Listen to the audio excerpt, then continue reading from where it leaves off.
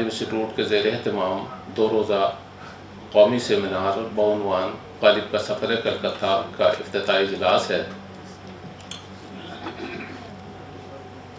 میں تمام شرکاء کی جانب سے اجازت چاہتا ہوں کہ میں محترمہ ڈاکٹر رخشندہ جلیل صاحبہ کی خدمت میں پھولوں کا گلدستہ پیش کروں۔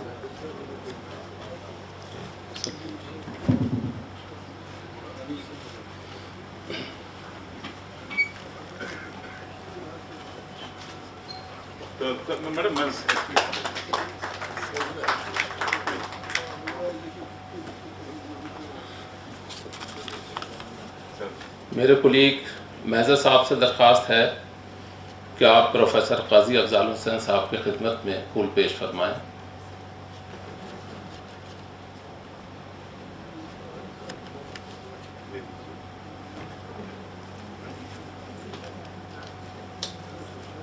مشتاق احمد صاحب سے درخواست ہے کہ آپ محترمہ یاسین فاطمہ صاحبہ سے درخواست ہے کہ آپ پروفیسر قاضی جمال حسین صاحب کی خدمت میں پھول پیش فرمائیں۔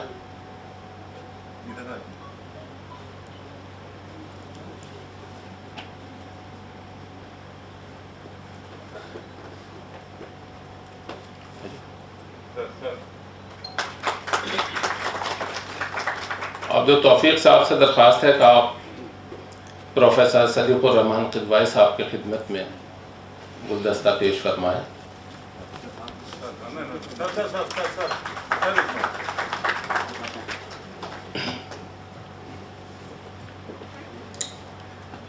متین صاحب نے غالب کے سفر کلکتہ کے تعلق سے کچھ کلام کہا ہے۔ میری متین صاحب سے درخواست ہے کہ وہ تشریف لائیں، وہ کلام پیش فرمائیں۔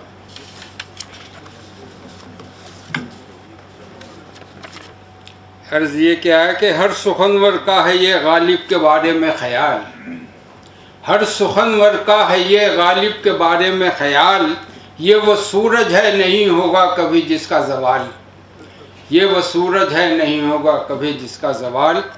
اور بند دیکھیں کہ کچھ سنہری حرف تجھ سے اے میرے خامہ لکھوں، کچھ سنہری حرف تجھ سے اے میرے خامہ لکھوں، مرزا غالب کا تہہ دل سے سفر نامہ لکھوں، مرزا غالب کا تہہ دل سے سفر نامہ لکھوں، حال کلکتے کا یا دلی کا ہنگامہ لکھوں، حال کلکتے کا یا دلی کا ہنگامہ لکھوں، پیرہن نوشا کا جو ہوتا تھا وہ جامہ لکھوں۔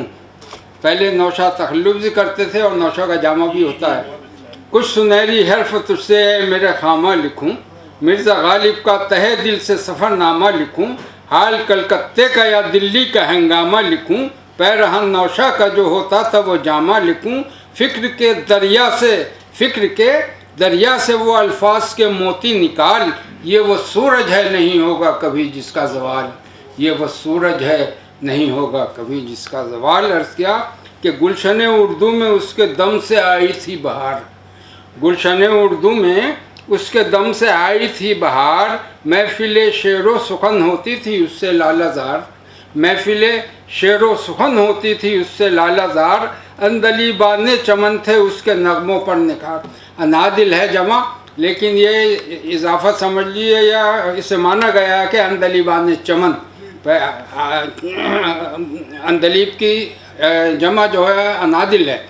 عرض کیا کہ کچھ گلشن اردو میں اس کے دم سے آئی تھی بہار، محفل شعر و سخن ہوتی تھی اس سے لالہ زار، اندلیبان چمن تھے اس کے نغموں پر نثار، رنگ تھے قوس قزح میں اس کی دنیا کے ہزار، رنگ تھے قوس قزح میں اس کی دنیا کے ہزار، میں غنچہ اشعار میں خوشبو ہے اس کے بے مثال، غنچہ اشعار میں خوشبو ہے اس کے بے مثال، یہ وہ سورج ہے نہیں ہوگا کبھی جس کا زوال، یہ وہ سورج ہے نہیں ہوگا کبھی جس کا زوال۔ اور بند دیکھیں کہ شاعر شیریں بیاں شیریں نوا شیریں سخن، شاعر شیریں بیاں شیریں نوا شیریں سخن، ایسا فریادی کہ جس کا کاغذی تھا پیرہن، ایسا فریادی۔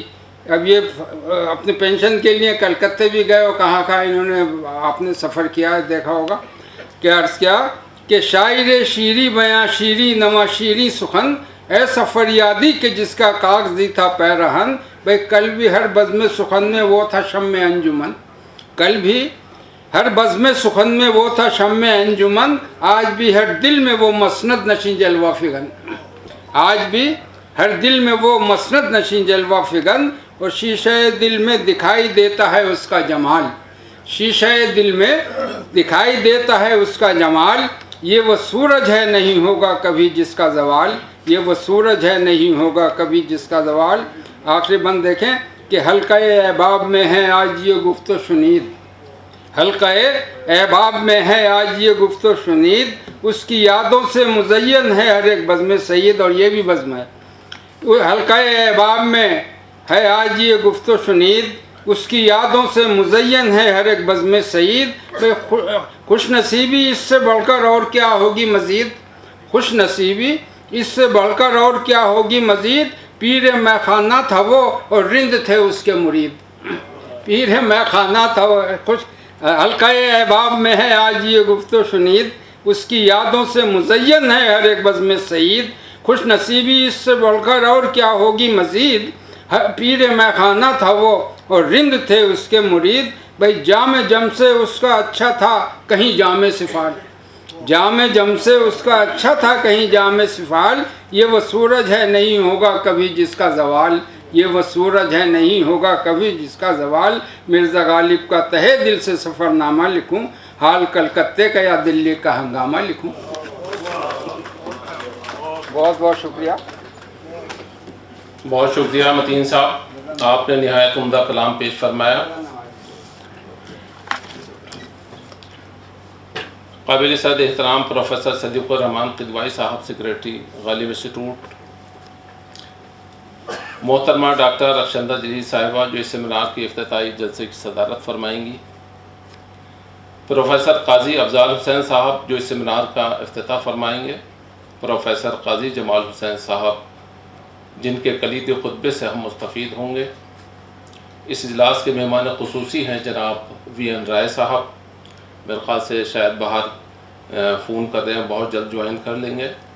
پروفیسر ابن کمل صاحب، ابو بکر عباس صاحب، محترمہ ڈاکٹر نجمہ رحمانی صاحبہ، اور خالد محمود صاحب، پروفیسر شیخ الرسول صاحب، پروفیسر احمد محفوظ صاحب، معاف کیجئے میں بھول گیا تھا، اور قدوائی صاحب، محمد سلیم قدوائی صاحب، اور تمام شرکاء۔ جیسا کہ آپ کے علم میں ہے، غالب انسٹیٹیوٹ کے قیام کا بنیادی مقصد غالبیات کے متعلق علمی مذاکروں کا انعقاد اور لٹریچر شائع کرنا ہے۔ اس میں کوئی دو رائے نہیں ہو سکتی کہ غالبیات کے متعلق جیسے مذاکرے اور جس معیار کا لٹریچر اس ادارے نے شائع کیا ہے وہ بے مثال ہے۔ غالبیات کے دائرے سے باہر نکل کر بھی اس ادارے نے اردو ادب کے ایسے موضوعات پر کامیاب سیمینار کیے ہیں۔ مجھے نئے موضوعات کی اہمیت کا اعتراف ہے، لیکن بعض ایسے موضوع ہیں جن کی دلکشی اور جامعیت کے سبب بار بار اہل نظر ادھر ہی دیکھتے ہیں۔ غالب کا سفر کلکتہ بھی ایسا ہی موضوع ہے۔ اس موضوع پر تقریباً ہر غالب شناس نے قلم اٹھایا ہے اور اپنے انداز میں نئے موتی تلاش کیے ہیں۔ لہٰذا نیا ذہن اس موضوع کو کس انداز سے دیکھتا ہے اور اس میں کیا اضافہ ممکن ہے، یہ جاننا بہت ضروری ہے۔ ہماری خوش قسمتی ہے کہ پروفیسر قاضی جمال حسین صاحب جیسا صاحب نظر محقق اور نقاد ہمارے درمیان موجود ہے، جن کی نظر کلاسک اور جدید ادب پر یکساں ہے، اور ان کے ہاں نئے نتائج کی تلاش کا جذبہ ہمیشہ متحرک رہا ہے۔ مجھے خوشی ہے کہ ہم ان کے خیالات سے مستفید ہوں گے۔ پروفیسر قاضی افضال حسین صاحب کا شمار بر صغیر کے ممتاز ناقدین میں ہوتا ہے۔ غالبیات بھی آپ کا پسندیدہ موضوع ہے۔ پروفیسر اینی میری شمل کی کتاب رخش شرر کا اردو ترجمہ آپ کی کاوش کا ہی نتیجہ ہے۔ ڈاکٹر رخشندہ جلیل صاحبہ اس ادارے کی ٹرسٹی اور ہم سب ڈرامہ گروپ کی چیئرپرسن ہیں۔ آپ کے علمی کاموں سے ہم سب واقف ہیں۔ آپ نے غیر اردو داں طبقے میں اردو کے ادیبوں اور اہم تصانیف کو جس طرح متعارف کرایا ہے وہ بے مثال ہے۔ جناب وی این رائے صاحب ریٹائرڈ IPS افسر ہیں، لیکن ادب کے میدان میں بھی آپ نے نہایت روشن نقش قائم کیے ہیں۔ آپ ہمارے عہد کے معتبر ناول اور کالم نگار ہیں۔ ہم آپ کے خیالات سے بھی مستفید ہوں گے۔ حضرات، اس طرح کے سیمینار اور مذاکروں کا اگر کامیاب انعقاد کر پاتے ہیں تو اس کا سبب یہ ہے کہ پروفیسر صدیق الرحمن قدوائی صاحب جیسا سرپرست اور راہ دکھانے والا ہمارے درمیان موجود ہے۔ آپ نہ صرف یہ کہ ضروری اقدام کی تحریک دیتے ہیں بلکہ ہر ممکن تعاون بھی دیتے ہیں۔ خدا آپ کو صحت مند اور تندرست رکھے، آمین۔ بڑے ادب و احترام کے ساتھ پروفیسر صدیق الرحمن قدوائی صاحب سے درخواست ہے کہ آپ مہمانوں کا اور حاضرین کا استقبال فرمائیں۔ پروفیسر صدیق الرحمن قدوائی صاحب۔ سر وہیں باقی کر رہا ہوں کہ بیٹھے ہی بیٹھے آپ لوگوں کا استقبال کر رہا ہوں۔ آپ لوگ شریک ہوتے رہے ہیں اور جس دلچسپی سے آپ لوگوں نے اس میں شرکت کی ہے اور جو کچھ لکھا ہے آپ نے، جو کہ شائع بھی ہوا ہے، وہ نہایت قیمتی ورثہ ہے غالبیات کے سلسلے میں۔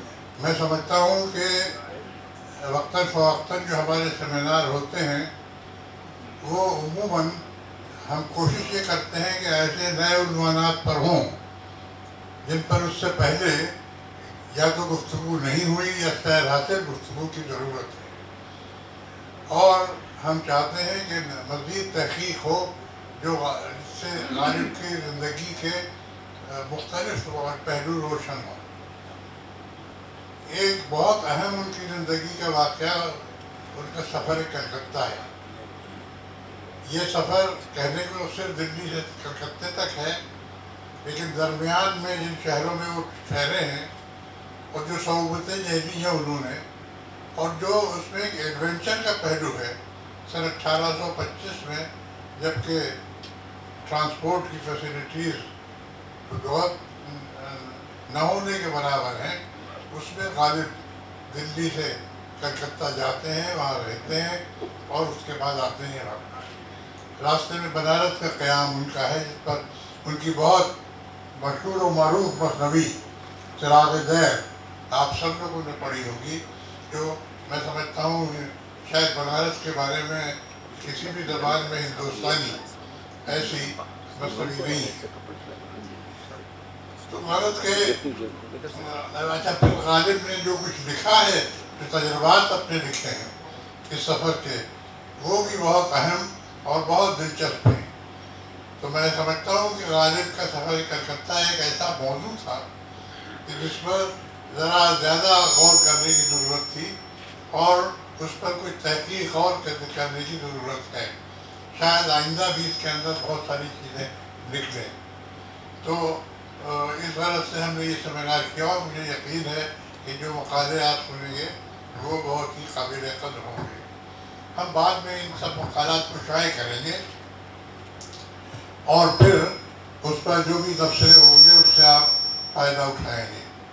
میں ان الفاظ کے ساتھ آپ سب لوگوں کا، خاص طور سے رخشندہ جلیل صاحبہ کا، جو ہماری رکن ہیں اور بہت کام کرتی رہتی ہیں اور علمی دنیا میں ان کی اہمیت ہے، قاضی افضال صاحب جو کہ ہمارے بہت پرانے محقق، نقاد اور ہمارے ساتھی، ہمارے دوست بھی ہیں، غالب انسٹیٹیوٹ کے ہمدردوں میں ہیں،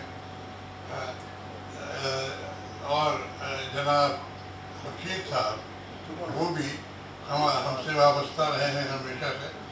تو غالبیات سے ان لوگوں کی دلچسپی کے بارے میں کچھ بتانے کی ضرورت نہیں ہے۔ میں ان کا بہت دل سے استقبال کرتا ہوں اور مجھے یقین ہے کہ آج اور کل کی صحبتوں میں ان کی گفتگو ہم سب کے لیے بہت فائدہ مند ہوگی۔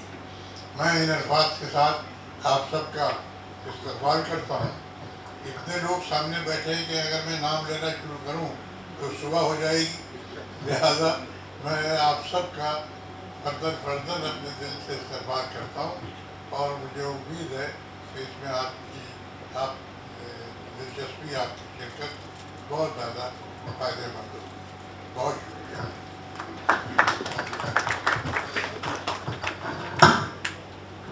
بہت شکریہ پروفیسر صدیق الرحمن قدوائی صاحب۔ حضرات، آپ پروفیسر صدیق الرحمن قدوائی صاحب کے استقبالیہ کلمات سماعت فرما رہے تھے۔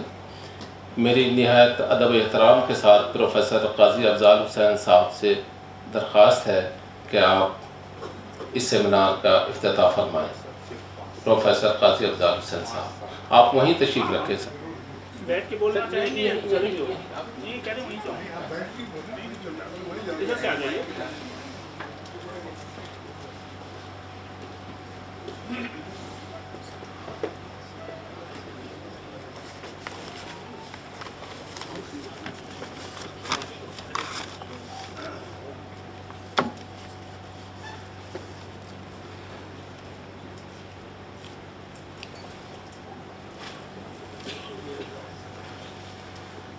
محترم اراکین صدارت اور معزز حاضرین، غالب کو نے میرے خیال میں ٹھیک ہے، جی ٹھیک ہے سر۔ غالب کو قدرت نے 3 بہت خصوصی توجہ سے عنایت فرمایا ہے۔ ایک تو ان کا علو تخیل،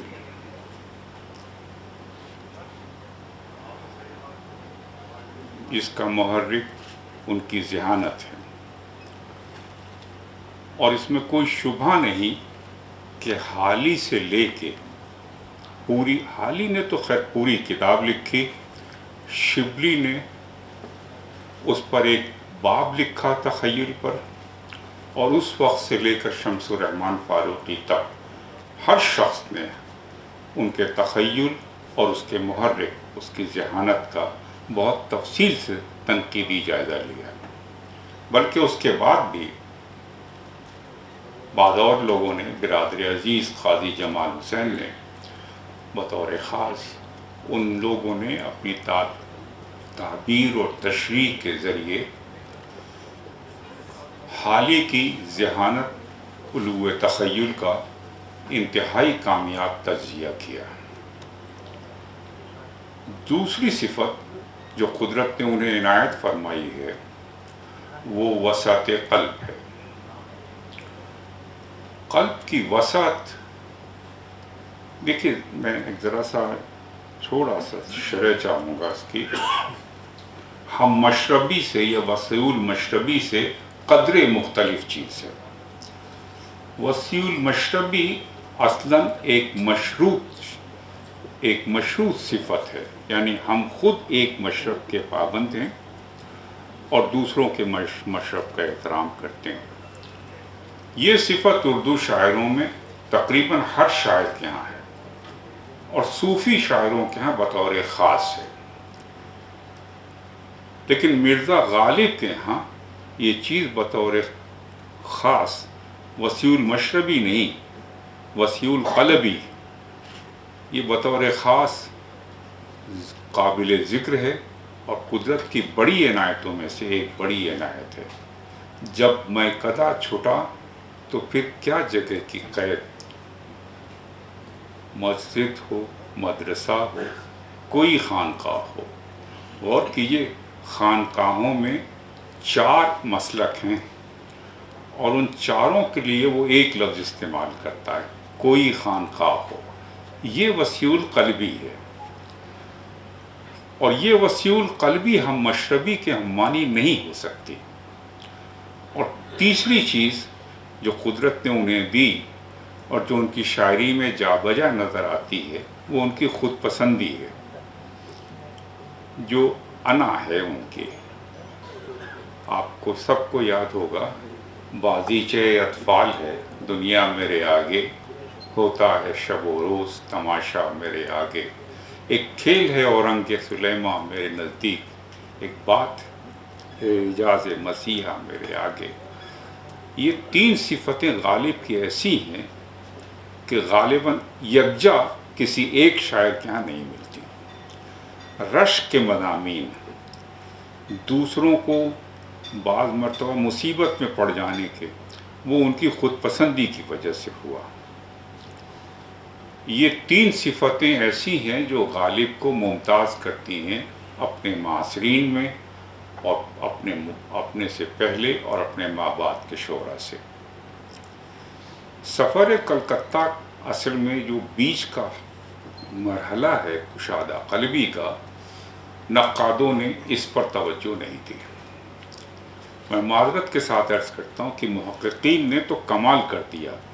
افسوس ہوتا ہے کہ اس وقت خلیق انجم صاحب یہاں موجود نہیں ہیں، ورنہ جو بہترین کام کیا ہے خلیق انجم نے، اور اس کے بعد حنیف نقوی نے، اور اس سے پہلے مالک رام نے، اس کا کوئی جواب نہیں، اور میرا خیال ہے اس میں کسی ایک حرف کا بھی اضافہ نہیں ہو سکتا۔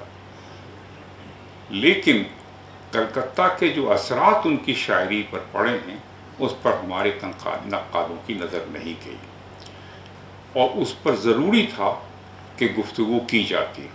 میں اس کے لیے صدیق الرحمن صاحب کو مبارکباد دیتا ہوں کہ کم سے کم نقادوں کی توجہ اس طرف ہوگی، اور اب وہ اس پہ نظر ڈالیں گے کہ غالب کے سفر کلکتہ کے اثرات کی نشاندہی ان کے کلام میں ہو، جو ہماری تنقید میں بہت کم ہوئی ہے، ہماری تعبیر و تشریح میں نہیں ہے۔ یہ ضروری ہے۔ ایک بات کی طرف اور توجہ چاہوں گا، دو بہترین مثنویاں اس سفر کے دوران لکھی گئی ہیں، ایک بنارس کی اور ایک کلکتہ میں۔ بنارس میں آپ نے ابھی ذکر سنا چراغ دیر، جو ہندوستان کی زبانوں میں کسی زبان میں بنارس کے متعلق اتنی عمدہ مثنوی لکھی نہیں ہے، اور دوسری آتشی، کیا ہے، صلح آتشی، بعد مخالف اس کا بعد میں نام رکھا تھا، آشتی نامہ نام رکھا تھا، جو انہوں نے کلکتے میں لکھی۔ اس بیچ میں مالک رام کی اطلاع ہے کہ تقریباً 116 غزلیں انہوں نے دوران سفر کہیں۔ پھر سب سے بڑی بات کہ کلکتہ میں انہوں نے اپنی غزل کا پہلا انتخاب کیا۔ یہ ان کا تخلیقی کارنامہ ہے جو دوران سفر پیش آیا۔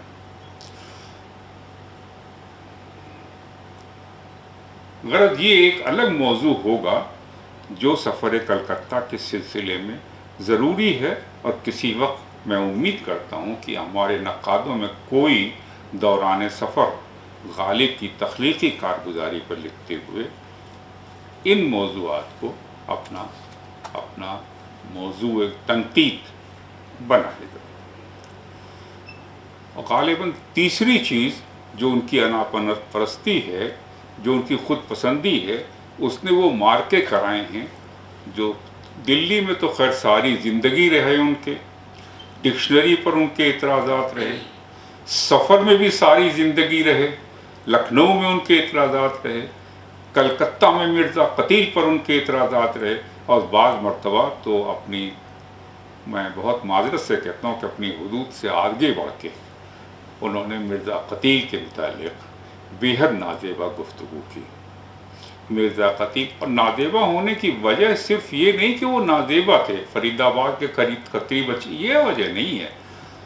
دراصل وہ لکھنؤ پہنچے تو لکھنؤ میں تقریباً دھوم مچی ہوئی تھی مرزا قتیل کی، بس یہ بات ان کی ناپسندی کو ناپسند ہوئی، اور جو اس وقت سے ان کے دل میں کانٹا چبھا، جو خود پسندی کو ان کی تکلیف پہنچی، وہ کلکتے میں جا کے پھوٹ گئی، اور ایک غلط اعتراض پر جس کا حوالہ مرزا قتیل کے نام سے دیا گیا، غصے میں انہوں نے مرزا قتیل کو نازیبہ الفاظ کہے، تو وہ ایک بڑا مارکا ہوا جو اس سفر کلکتہ کا نتیجہ ہے۔ ظاہر ہے کہ اس باب میں بہت سارے لوگوں نے لکھا ہے، ایک صاحب نے کتاب لکھی ہے غالب اور قتیل۔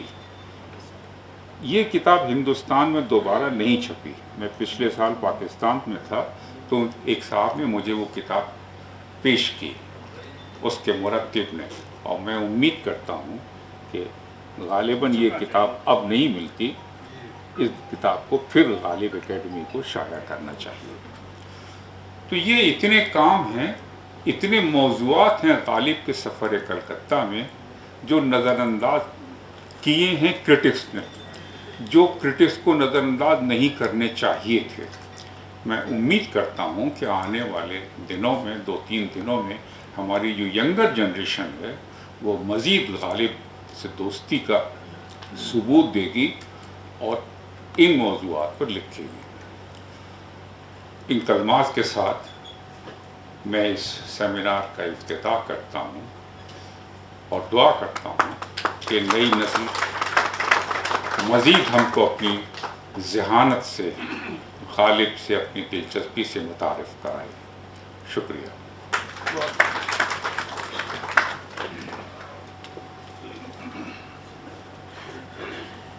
बहुत शुक्रिया प्रोफेसर काजी अफजाल हुसैन साहब। बहुत शुक्रिया। मेरा इल्तमास है प्रोफेसर काजी जमाल हुसैन साहब से कि आप इस सेमिनार का कलीदी खुतबा पेश फरमाएँ। प्रोफेसर काजी जमाल हुसैन साहब।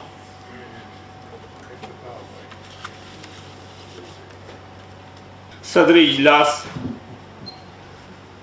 जनाब डॉक्टर रक्षिंदा जलील, प्रोफेसर किदवई साहब, काजी अफजाल हुसैन साहब और असातीन अदब, सफ़े अव्वल के असातीन अदब, दोनों माना में कि अपने मेयार और रुतबे के एतबार से भी और नशिस्त के एतबार से भी, सभी की इजाज़त से चंद बातें मैं गालिब के सफ़र के सिलसिले में अर्ज़ करता हूँ। बहुत बुनियादी मसाइल की तरफ काजी अफजाल साहब ने इशारा किया है और ज़रा सा उस पर तवज्जो देने की ज़रूरत है। बुनियादी मसला ये है कि तहक़ीक़ के जो मसाइल थे, कब दिल्ली से निकले और ये मसला शुरू कैसे हुआ, पेंशन का क्या कज़िया था, ख्वाजा हाजी कौन थे जिन्होंने इनके पेंशन में शिरकत कर ली जिसकी वजह से मजमूई रकम कम हो गई, उनको जाना पड़ा, इस पर बहुत लिखा गया है, बहुत गुफ्तगू हो चुकी है। सब मतलब हाली वो ख्वाजा अल्ताफ़ हुसैन हाली से लेकर के हनीफ नकवी तक, बल्कि खलीक अंजुम तक बहुत अच्छा काम हुआ है। अब उसमें हम तारीख़ें नहीं बदल सकते कि 31 अगस्त को निकले कि 29 अगस्त को निकले, इस पर बहुत काम हो चुका है। वही बात जो काजी अफजाल साहब ने कही कि ज़रूरत इस बात की है कि ये देखा जाए कि इस सफ़र का उनकी शायरी पर, उनकी तख्लीक़ात पर, उनके जहन पर, उनके सोच पर क्या असर मरतब हुआ। और बहुत जल्दी गालिब उन लोगों में नहीं है जो बहुत जल्दी अपना पता और अपना सुराग दे दें, वो तो आपको बहुत तलाश करना पड़ेगा। और उसकी सूरत महज ज़बानी ये नहीं होगी कि एक नई फ़िक्र गालिब के यहाँ आ गई। भाई निशानदेही करें आपकी क्या नई फ़िक्र आई, कौन सी नई तरकीब गालिब ने ऐसी इस्तेमाल की सफ़र कलकत्ता के बाद जो सफ़र से पहले नहीं मिलती, कौन सा ऐसा मेटाफर यूज़ किया जो इससे पहले नहीं मिलता, कौन सा ऐसा ख्याल, कौन सा ऐसा मजमून, कौन से ऐसे माना उसने शायरी में जोड़े हैं जो इससे पहले देखने को नहीं मिलते। आपको बहुत जहमत हो जाएगी इस काम में, इसलिए कि इतना आसान नहीं है किसी तरकीब की निशानदेही कर देना कि फ़ला तरकीब साहब सफ़र कलकत्ता के गालिब के यहाँ आती है जो मॉडर्न सोच है, फ़ला मेटाफर गालिब के यहाँ नज़र आता है सफ़र कलकत्ता के बाद जो नई सोच है, या कलकत्ते का असर है, या अंग्रेज़ी तालीम का असर है, या अंग्रेज़ी मुआशरे का असर है, या कोई नया ख्याल।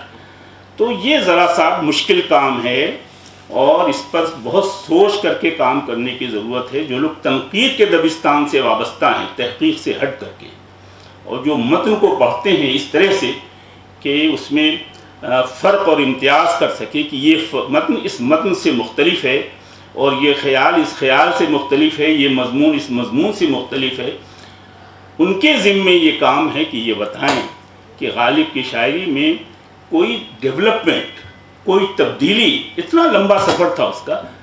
लिखा है मुहक्किकीन ने कि 53 दिन तक वो सफ़र में रहे और मजमूई सफ़र की मुद्दत दिल्ली से निकलने और दिल्ली वापस आने की तकरीबन 3 बरस की होती है। एक शख्स 3 बरस तक मुख्तलिफ़ जगहों पर भटकता रहा, नाकामी, कामयाबी, अच्छा बुरा, सर्द गर्म सब देखता रहा। और कलकत्ते में जो कुछ हुआ वो तो किसी से अब छुपा हुआ भी नहीं, बहुत गुफ्तगू उस पर हो चुकी है। अभी उस शेर पे भी गुफ्तगू मैं चंद लफ्ज़ों में करूँगा कि जो शेर मार्ज़े बहस में था कलकत्ते में, और लखनऊ में क्या कुछ हुआ उनके साथ। तो ये सब चीज़ें हैं तो कुछ उनके जहन पर या उनके फ़िक्र पर या उनके क़ुव्वत मुतख़य्यला पर इसका क्या असर मुरतब हुआ, क्या चीज़ें रूनुमा हुई। ये एक ऐसा बाब है, ये एक ऐसा पहलू है गालिब के सिलसिले में जिस पर गौर करने की ज़रूरत है कि वो क्या तब्दीलियाँ हैं, यानी तारीख़ों से अलग हट करके कि बांदा कब पहुँचे, मौलवी मोहम्मद साहब से कब मिले, सदर अमीन जो थे वो उनसे क्या मुलाकात हुई, कलकत्ते में किससे मिले, लखनऊ में किससे मिले, ये सब तफसीलात किताबों में मौजूद हैं। बहुत گویا پایۂ کمال کو پہنچا دیا حنیف نقوی نے اس میں تحقیق کر کے اس میں کوئی گنجائش چھوڑی نہیں ہے انہوں نے۔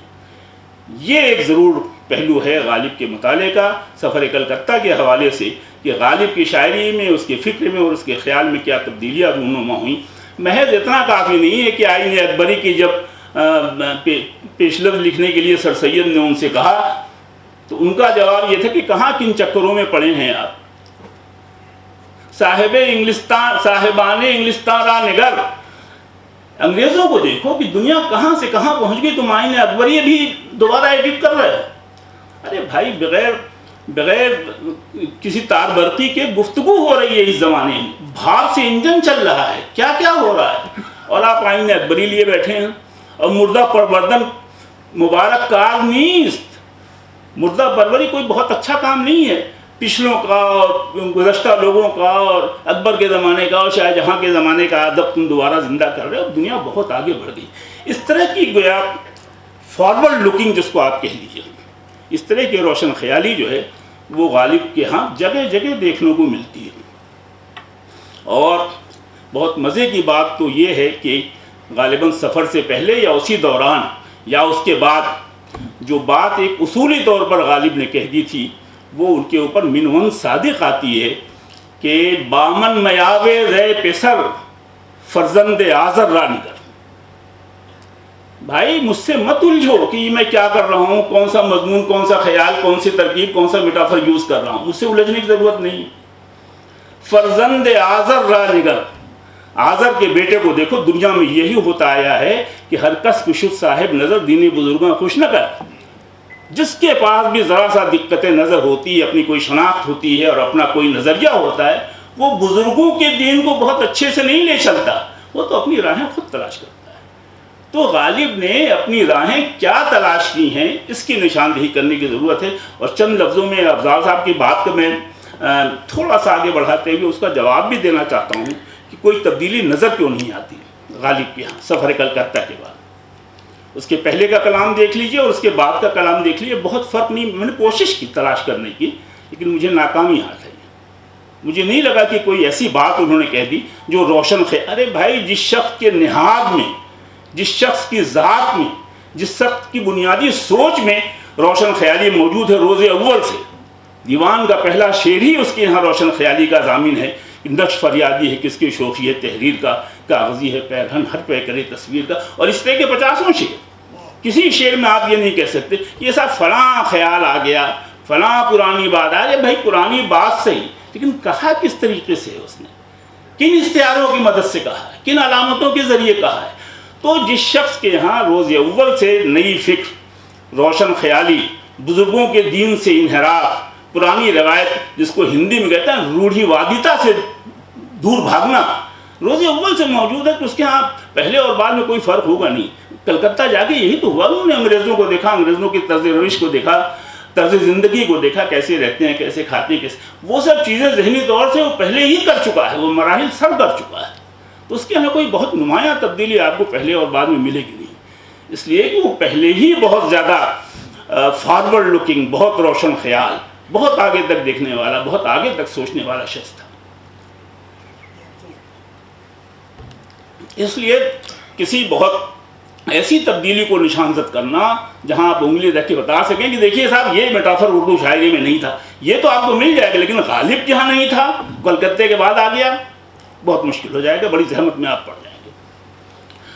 اور اس کے یہاں تو دنیا بھر کی چیزیں ایسی ہیں جس کو آپ بلکہ اس پر تو بہت لکھا گیا، غالب اور جدید ذہن، ترقی پسند نقادوں سے لے کر کے ماڈرن اور پوسٹ ماڈرن کرٹکس نے لکھا ہے کہ جدید ذہن کس چیز کو کہتے ہیں، اس کے ہاں جدید ذہن کیسے ہیں۔ سردار جعفری نے لکھا ہے، محمد حسن نے لکھا ہے۔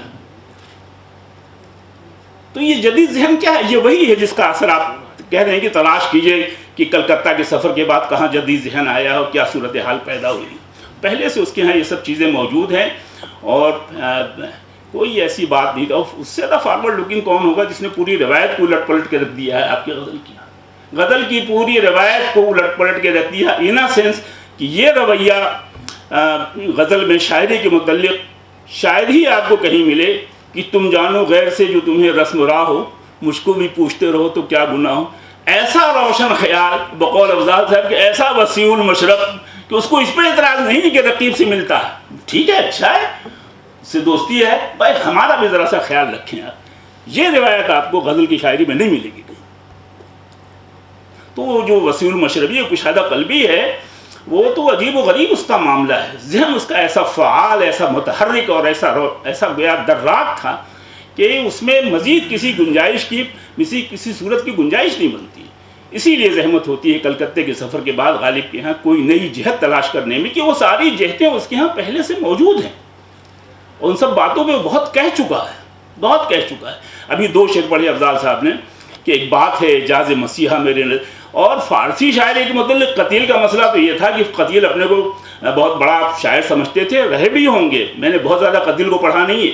ہاں ان کے پاس طلبہ کی ایک فوج تھی، ان کے ہاں ان کے شاگردوں کا ایک مجمع تھا، سب لوگ جس کو ایک لفظ ہے اردو میں پل پڑھنا، غالب پر پل پڑھے، اور غالب ایسے جھکنے والا آدمی نہیں تھا اتنی جلدی. جس کا یہ دعویٰ ہو کہ فارسی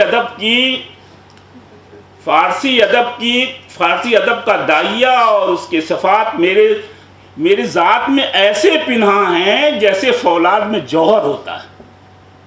خطوط میں لکھا ہے اس نے کہ میرے یہاں فارسی زبان و ادب کی فہم اتنی جاگزی ہے جیسے فولاد میں جوہر ہوتا ہے. وہ خطیب کو کیوں ماننے لگا؟ اور اس نے وجہ بھی بتائی ہے کہ اہل زبان کا کوئی ایسا ثبوت دو ہم کو جہاں اہل زبان نے یہ کہا ہو کہ یہ ترکیب غلط ہے اور اس کا استعمال اس طرح سے نہیں ہوتا ہے.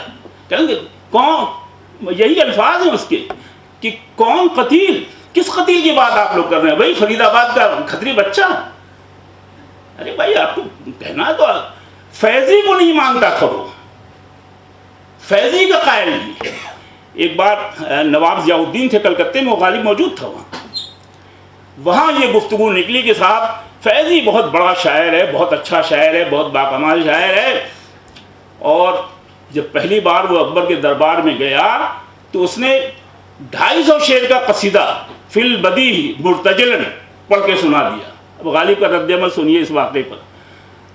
نواب ضیاء الدین کی موجودگی میں غالب کا کہنا یہ تھا کہ ہاں لیکن جیسا آپ لوگ سمجھ رہے ہیں فیضی ویسا نہیں تھا، نہ اتنا بڑا تھا. تو جو صاحب کہہ رہے تھے انہوں نے کہا کہ بھائی ایسے آپ کیسے کہہ رہے ہیں؟ کہنے لگے نہیں، اس زمانے میں بھی ایسے لوگ ہیں جو 250 نہ صحیح 10-15 شعر تو ایسے کہہ سکتے ہیں فی البدیہ، جس میں آپ کو کوئی چیز نظر آ جائے، کوئی فن نظر آ جائے، کوئی ہنر نظر آئے. جیب سے نکالا ان صاحب نے ڈلی، یہی فیضی کا واقعہ ہے. کہا یہ رہا موضوع، ارشاد فرمائے 13 تشبیہیں ڈلی کے متعلق اس نے مرتجلاً بداحتاً فی البدیہ نظم کر دی. اس قدر اس صلاحیت کا آدمی. ہاں اگر آپ اس کا کہنا یہی تھا کہ اہل زبان کی طرف سے اگر کوئی اعتراض آتا ہے یا کوئی سند آتی ہے سر آنکھوں پر، لیکن ہما شما قتیل اور عبدالواسع ہانسوی اور کون دنیا بھر کے رامپوری، یہ ان کو ہم کب خاطر میں لاتے ہیں؟ اور ان کی سند لے کر کے آپ، اور اس کے بعد اس نے 10 شعر ایسے پڑھے جو اس ترکیب کو جسٹیفائی کرتے تھے جس ترکیب غالب نے استعمال کیا اپنے شعر. جزو از عالم امو از ہما عالم بیشم، یہ شعر تھا جس میں بحث ہوئی کلکتے میں. جز عالم امو از ہما عالم بیشم ہم چموئے کے بتا راز میاں برخیزت. میں عالم کا حصہ ہوں مگر عالم سے بڑھ کر کے ہوں، اوپر ہوں. یہ تو خیر ان کا علو تخیل جس کا افضال صاحب نے ذکر کیا، اس کے یہاں خود پسندی تو خیر بہت تھی، اپنے آگے کسی کو گردانتے نہیں تھا غالب. تو اسی جذبے کے تحت یہ شعر بھی کہا انہوں نے. عزت نفس کا بھی بڑا مسئلہ ہے، ہر وقت اسٹیٹس کاشس رہتے تھے، کہیں ہماری اسٹیٹس کو کوئی دھکا تو نہیں پہنچ رہا، عزت نفس کو کوئی ڈینٹ تو نہیں پڑ رہا ہے. ہر وقت اس میں اس کا ایک مسئلہ رہتا تھا. ہوتا ہے کچھ لوگوں کے ساتھ، ان کے ساتھ بھی یہی تھا. اس میں تو اس نے نوکری چھوڑ دی دلی کالج کی اسی عزت نفس کے مسئلے میں. آپ سب لوگ واقف ہیں، اساتین ادب ہیں، سب نے پڑھ رکھا ہے.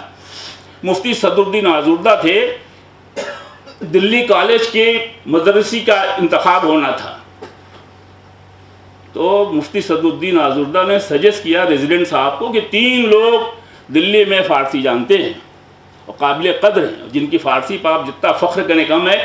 انہوں نے کہا کہ ایک فارسی کا ٹیچر ہونا چاہیے، جیسے مولانا مملوک علی نانوتوی وہ عربی کے پروفیسر ہیں یا عربی کے ٹیچر ہیں، اسی طرح کا فارسی کا بھی ایک ٹیچر ہونا چاہیے اچھا۔ تو مفتی صاحب کے لیے ایک موقع تھا، ان کا بھی 3 لوگ ہیں بہت اچھے، ایک نام بتاتے تو شاید مشکوک بھی ہو جاتے کہ جانبداری سے کام لے رہے ہیں، جیسے انتخاب کے وقت وائس چانسلر کہتا ہے کہ نہیں ایک نام نہ بتائیے 3 نام بتا دیجیے، اس میں سے ہم طے کر لیں کون بہتر ہے۔ تو مفتی صاحب نے 3 نام بتائے، پہلا نام تو انہوں نے کہا غالب، اسد اللہ خان نجم الدولہ دبیر الملک اسد اللہ خان غالب مرزا نوشاد کہنا، اور دوسرا کہا مومن خان مومن، اور تیسرا امام بخش صاحب بلائے گئے ریزیڈنٹ کے ہاں پہنچے، یہ سب پڑھا ہوا ہے، سب حالی نے لکھا ہے، حالی سے لے کر کے بعد تک کے لوگوں نے لکھا ہے۔ گئے صاحب نوکری کی ضرورت تھی، پیسے کس کو ضرورت نہیں ہوتی، ہر وقت تنگ بھی رہتا تھا پیسے سے، اس لیے کہ خرچ بہت تھے، بیماری کے حالت میں جو ان کا لکھا ہے کہ کیا کھاتے تھے کیا پیتے تھے کیسے رہتے تھے، آپ دیکھیے تو اس زمانے میں 2-2.5 لاکھ روپے میں ویسا آدمی نہیں رہ سکتا جیسے رہتے تھے غالب۔ کتنا کباب کھانا ہے، کتنا 2 پیازا پکے گا، اور کتنا یہ رہے گا، اور کتنا وہ رہے گا، اور لکر کون سی رہے گی، آسان ہے ایسے زندگی گزارنا۔ کشمکش اس کی ذات کی یہی تھی کہ وہ نجم الدولہ دبیر الملک بنے رہے، حالات نے ساتھ نہیں کیا۔ بس اس کشمکش میں کافی زندگی کا حصہ جو ہے وہ غالب کا گزر گیا۔ خیر بہرحال بلائے گئے ریزیڈنٹ کے ہاں حاضر ہوئے، اب جا کے باہر کھڑے ہیں، پالکی سے اترنے کا نام نہیں لے رہے ہیں، جیسے ناراض کسی کی بیوی ہو اور کہے کہ نہیں جب تک لینے ہی آئیں گے ہم جائیں گے کیسے۔ تو کہا بھائی آئیے چلیے انٹرویو ہو رہا، کہا چلیے کیا مطلب، ارے کوئی لینے آئے گا تب چلیں گے کہ ایسے چلے جائیں۔ نکل کے آیا ریزیڈنٹ، خیال کیا اس نے، قائل تھا ان کا، نکل کے آیا، کہا چلیں مرزا لیکن ایک بات سن لیں آپ، بات یہ ہے کہ اس وقت آپ کرٹیسی کال پہ نہیں نوکری کھوجنے آئے ہیں، اس کا خیال رکھیں، یہاں انٹرویو دینے آئے ہیں تو جو اس کے آداب ہیں اس کا پاس و لحاظ کریں۔ کہا نوکری اس لیے کرنے آئے ہیں کہ عزت میں اضافہ ہوگا، اس لیے نہیں کہ رہی صحیح عزت بھی چلی جائے، خدا حافظ چل دیے، رہی صحیح عزت بھی چلی جائے اس لیے نہیں نوکری کرنے آئے ہیں۔ چلے گئے، نہیں کیا نوکری، مومن خان مومن بلائے گئے، فارسی تو خیر کیا خوب جانتے تھے مومن خان، بات چیت ہو گئی، سب طے ہو گیا معاملہ۔ مومن خان ذرا پریکٹیکل آدمی تھے، ان کا پیسہ کتنا ملے گا، کہا 40 روپیہ مہینہ۔ کہا یہ مملوک علی جو فارسی کے پروفیسر ہیں ان کو کیا ملتا ہے، کہا 100۔ کہا مجھ سے زیادہ جانتے ہیں کیا، کہا نہیں بھائی وہ سینئر ہیں بڑے ہیں یہ ہیں، کہ نہیں 100 روپے آپ دیں گے جتنا مملوک علی نانوتوی کو ملتا ہے مولوی صاحب کو اتنا ہی لوں گا، اس سے کم پہ معاملہ نہیں ہوگا۔ کہا نہیں 100 تو بعد میں ہو جائے گا لیکن ابھی نہیں ہو سکے، ٹھیک ہے جائیے۔ امام بخش صاحب آئی، ان کے پاس کوئی کام نہیں تھا، ضرورت مند بھی تھے، 40 روپے کو چلے گا۔ تو غالب کا مسئلہ عجیب و غریب ہے، جو معاملات ان کے ساتھ پیش آئے ہیں وہی عزت نفس کے مسئلے میں بہت زیادہ، وہی اسٹیٹس کاشس، عزت نفس کے مسئلے میں سفر کلکتہ میں جتنی صعوبتیں انہوں نے، اور بھی بعض دلچسپ واقعات ہیں اس کا بھی ذکر کروں گا ابھی، بہت دلچسپ واقعات ہیں۔ اور میں تو مجھے تو پڑھنے کے دوران یہ لگا کہ سفر کلکتہ کی اہمیت یہ نہیں ہے کہ وہ باندہ میں ٹھہرے، کہ لکھنؤ میں ٹھہرے، کہ بنارس میں ٹھہرے، کہ کلکتہ گئے تو کہاں گئے، تو کانپور گئے تو الہ آباد میں کیا ہو۔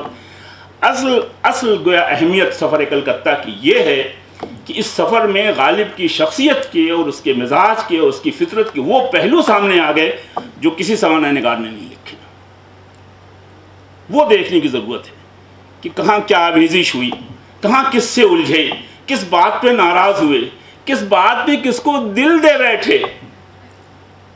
وہ بتانے کاشی کون ہیں جن کا ذکر ہو رہا ہے، اور وہ گیا ستم پیشہ ڈومنی کون ہے جس کا انہوں نے شاعری میں ذکر کیا۔ عجیب صاحب چالاک آدمی تھے، دنیا بھر کے واقعات اس کے ساتھ پیش آئے، لیکن کسی سوانح نگار نے انگلی رکھ کے یہ نہ بتایا کہ یہ فلاں شخص کے متعلق ہے، کہہ نہیں سکا کوئی۔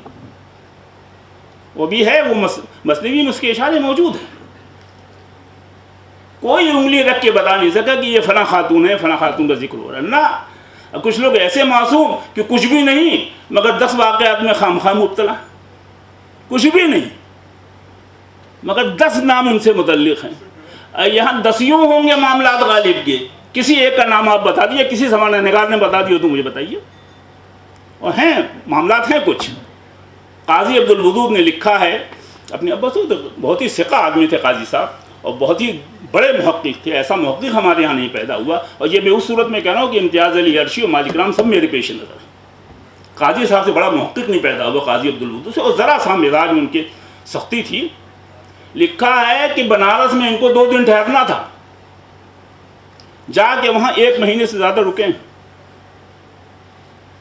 ایک تو یہ خارجی شہادت کہ وہ آدمی جو ذرا سا پذیرائی میں کمی پر ناراض ہو جاتا ہے، ریئیکٹ کرتا ہے کہ ہماری خاطر خواہ پذیرائی نہیں ہو رہی ہے، خاطر خواہ ہم کو ریسیو نہیں کیا جا رہا ہے.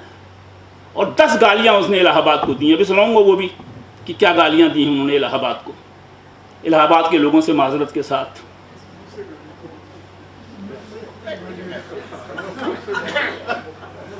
کیا کیا الفاظ استعمال کیے ہیں الہ آباد کے لیے. اب وہ الفاظ وہی آج بھی صادق آتے ہیں کہ نہیں، یہ ضروری نہیں ہے کہ آج بھی صادق آئیں.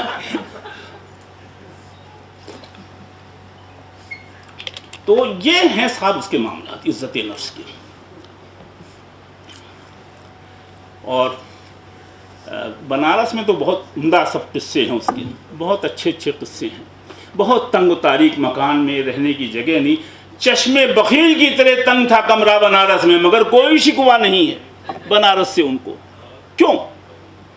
اور اشعار پڑھیے تو سب سے بڑا سند تو تاریخ سے بڑھ کے سند ہوتے ہیں یہ شعر. ابھی وہ اشعار بھی سناؤں گا میں جو بنارس میں انہوں نے کہے ہیں.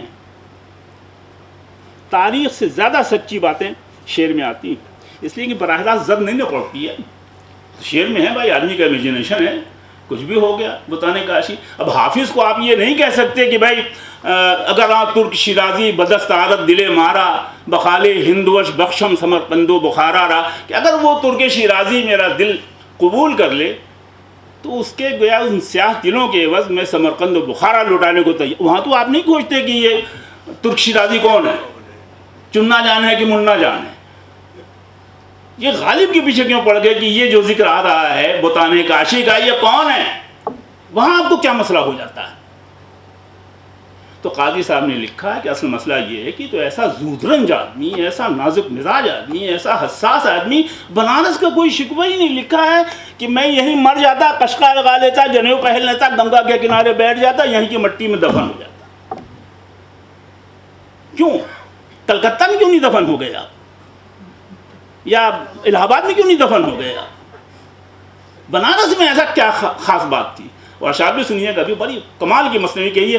اور ڈاکٹر صاحب نے جو ہمارے قدوئی صاحب نے کہا کہ بنارس پہ ایسی کوئی مثنوی نہیں لکھی گی. میں اس بات کو ذرا آگے بڑھاتا ہوں. اردو میں کسی شہر کے بارے میں ایسی کوئی مثنوی نہیں لکھی گئی جو اس کے متعلق اس کے پائے کو پہنچ سکے. چراغ دیر کے ایسے شعر کہے ہیں اس نے، اور ایسی تشبیہیں نظم کی ہیں کہ باید و شاید. اور جوڑوں ویسے جوڑ لگائے ہیں، شروع میں تمہید ہے، پھر بعد میں گریز ہے، پھر بعد میں بنارس کا بیان ہے، پھر بنارس کے حسینان کا بیان ہے، بعد میں تصوف کے مسائل ہیں. بلاہر تو سب بکھرے ہوئے ہیں لیکن اجزاء کو ایسا کمال سے جوڑا ہے اس نے، اور ایسی بہر استعمال کی ہے اس مثنوی کے لیے کہ بس رشک آتا ہے. کاش کسی شہر کی تعریف میں کسی شاعر نے ایسی مثنوی نہیں کی جیسی غالب نے بنارس کے لیے چراغ دیر میں کہی. ایسی کوئی مثنوی نہیں کہی گئی ہمارے یہاں، اور ایسی فنکاری سے. ابھی آپ بنارس کی تشبیہیں دیکھیے گا تو آپ خود اشش کریں گے یہ کیا کہہ رہا ہے. بہرحال یہ چند تمہیدی کلمات تھے. اصل مضمون کی طرف سفر کلکتہ کے متعلق کچھ باتیں تاکہ موضوع کا جواز بھی پیدا ہو جائے.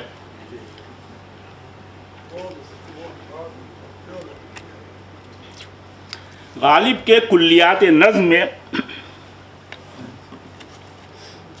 ایک قطعہ ہے جس میں انہوں نے سفر کلکتہ کی غرض و غایت بیان کی. اس پر میں نہیں جاتا کہ خطوط میں کیا لکھا، نام ہے فارسی غالب میں کیا ہے اور ان کو کیا لکھا ہے، جو باندھا والے صدر امین تھے ان کو کیا لکھا. خود غالب نے خطوط میں نہیں اپنی مثنوی میں کچھ باتیں کہی ہیں غالب کے اس کے کلکتے کے متعلق، کلکتے کے سفر کی غرض و غایت کے متعلق. اس سے آپ اندازہ کیجئے کہ مسئلہ کہاں تھا.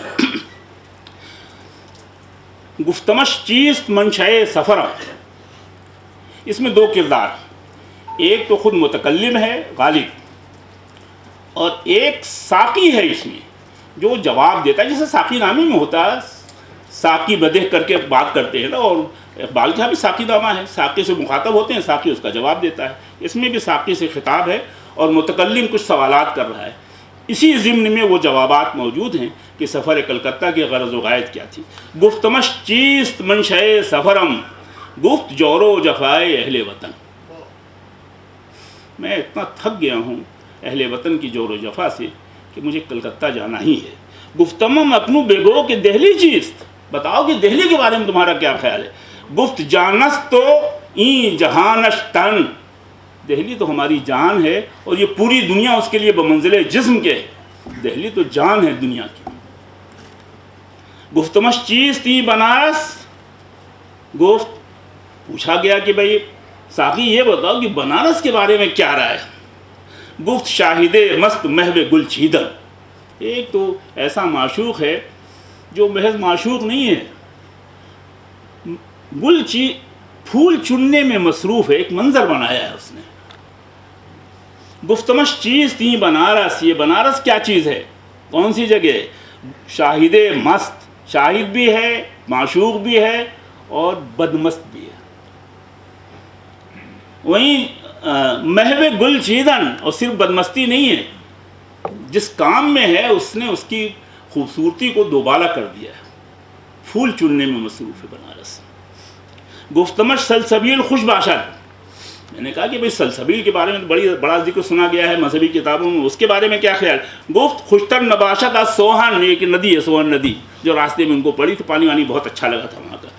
حال کلکتہ باز جستم، گفت میں نے پوچھا کہ کلکتہ کے بارے میں ذرا سا اور بتائیے، کھل کر کے بات کیجئے۔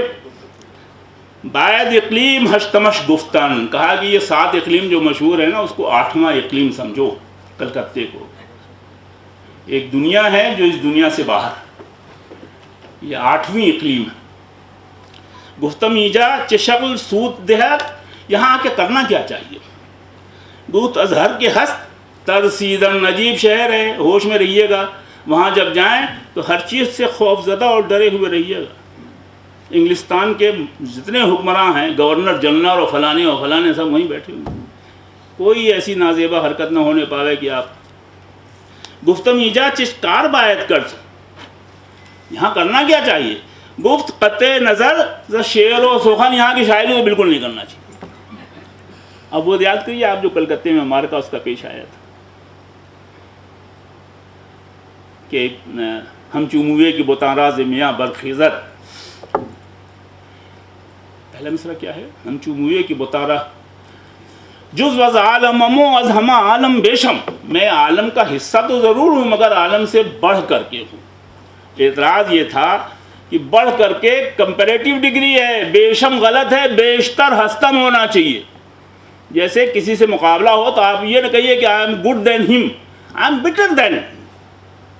تو یہ خوش جو ہے نا کہ جز وز عالممو از ہما عالم بیشم غلط ہے، بیشتر ہونا چاہیے، میں عالم کا حصہ تو ہوں مگر عالم سے بڑھ چڑھ کر کے ہوں، تو بیش کی جگہ بیشتر ہونا چاہیے۔ ایک تو یہ آپ نے مرزا صاحب غلطی کر دی، حالانکہ مرزا نے کم سے کم حافظ سے لے کر کے جتنے ایرانی شاعر ہیں 10 مثالیں دی ہیں جہاں اس کا یہ ترکیب استعمال ہوئی، لیکن بھائی دیکھیے 10 شور مچانے والے ایک سچ بولنے والے پہ حاوی ہوتے ہیں۔ وہی ہوا کلکتے میں، قتیل کے سب مرید، شاگرد ہوتے تو بھی غنیمت تھا، ارادت کی حد تک شاگردی تھی تو وہ کاہے کو ماننے لگے۔ اور دوسرا اعتراض یہ تھا از ہما عالم بیشم، اور ہم چموئے کی بتاراز بے، از ہما عالم کی ترکیب پہ اعتراض تھا۔ ہما جمع کا صیغہ ہے، عالم مفرد ہے، جمع کے ساتھ مفرد کی ترکیب ممکن نہیں ہے، ہما عالم نہیں، ہما عالمہا ہونا چاہیے تھا۔ اس طرح کے اعتراضات تھے ان کی۔ اور ہم چموئے کی بتاراز میاں برخیزت، یہ تو محمل مصرعی ہے، اس کے کوئی معنی ہی نہیں، حالانکہ بہت اچھی تشبیہ دی تھی اس نے، جیسے کہ معشوق کی کمر بال کی طرح پتلی اور دبلی ہوتی ہے، میری کیفیت بھی تقریباً وہی ہے۔ ایسے باریک شعر، ایسے دقیق شعر، ایسی نکتہ سنجی کی باتیں اس میں ہوتی ہیں جیسے معشوق کی کمر ہوتی ہے۔ لیکن ظاہر ہے کون سنتا ہے فغان درویش، قہر درویش بجانے درویش. نقار خانے میں طوطی کی آواز نہیں سنی جاتی. کلکتہ میں غالب کے پرستار نہیں، قتیل کے پرستار تھے. بعد میں مجبوراً ان کو وہی باد مخالف لکھنی پڑی، اور اس میں اعتذار کا لہجہ انہوں نے اختیار کیا ہے باد مخالف میں، اور یہ کہا ہے کہ بھائی ہمیں یہاں جھگڑا کرنے، یہ ہے لہجہ اس کا جو مثنوی لکھی ہے، ہمیں جھگڑا کرنے نہیں آیا ہوں اور سب سے دشمنی کر کے میں رہوں گا کیا. اور میں اپنا اعتراض و اعتراض سے نہیں ڈرتا، جیسے کمزور آدمی کہتا ہے کہ میں مارنے اڑنے سے نہیں ڈرتا. مجھے ڈر یہ ہے کہ میرے جانے کے بعد یہ کہا جائے گا کہ دلی سے ایک شخص آیا تھا، بڑا جھگڑالو تھا، تو شہر ہمارا بدنام ہو جائے گا. میں اپنے شہر کی بدنامی نہیں چاہتا، اس لیے میں چاہتا ہوں صلح صفائی ہو جائے. آشتی نامہ اسی وجہ سے، اسی مناسبت سے اس کو کہا جاتا ہے کہ اس میں اس نے صلح کی باتیں کی تھی، کیسے صلح ہو جائے. تو یہ ہے گویا وہ کل مسئلہ. گفتم ایجا چے کار باید کر، کلکتے میں کرنا کیا تھی. گفت قطع نظر شیر زکن گفتم ای ماہ پیکراں چے کسن. اب وہ کلکتے میں جا کے ماہ پیکر انہوں نے دیکھے. ایسے ماہ پیکر جو کلکتے سے ادھر نظر ہی نہیں آتے تھے، سب خواتین یورپ سے وہاں آئی ہوئی تھی. تو ایسی شکلیں کہاں دیکھی تھی، انہوں نے ایسا رنگ روپ دیکھا تھا. اب شعر سنیے. گفتم یہ ماہ پیکراں چے کسن، یہ ماہ پیکر جو کلکتے میں گلیوں میں سڑکوں میں نظر، یہ کون ہے؟ گفت خوبان کشور لندن. یہ لندن سے آئی ہوئی خواتین ہیں بھائی، یہ ان کو آپ لوکل نہ سمجھیں. گفتم اینا مگر دل دارن. ہاں لوکل نہ. گفتم اینا مگر دل دارن. شعر سنیے. ارے بھائی کہیں سے آئی ہوں، دل تو ہے ان کے پاس، کا ہے تو مگر ازاہن لوہے کا دل ہے، چکر میں مت پڑنا ان کے.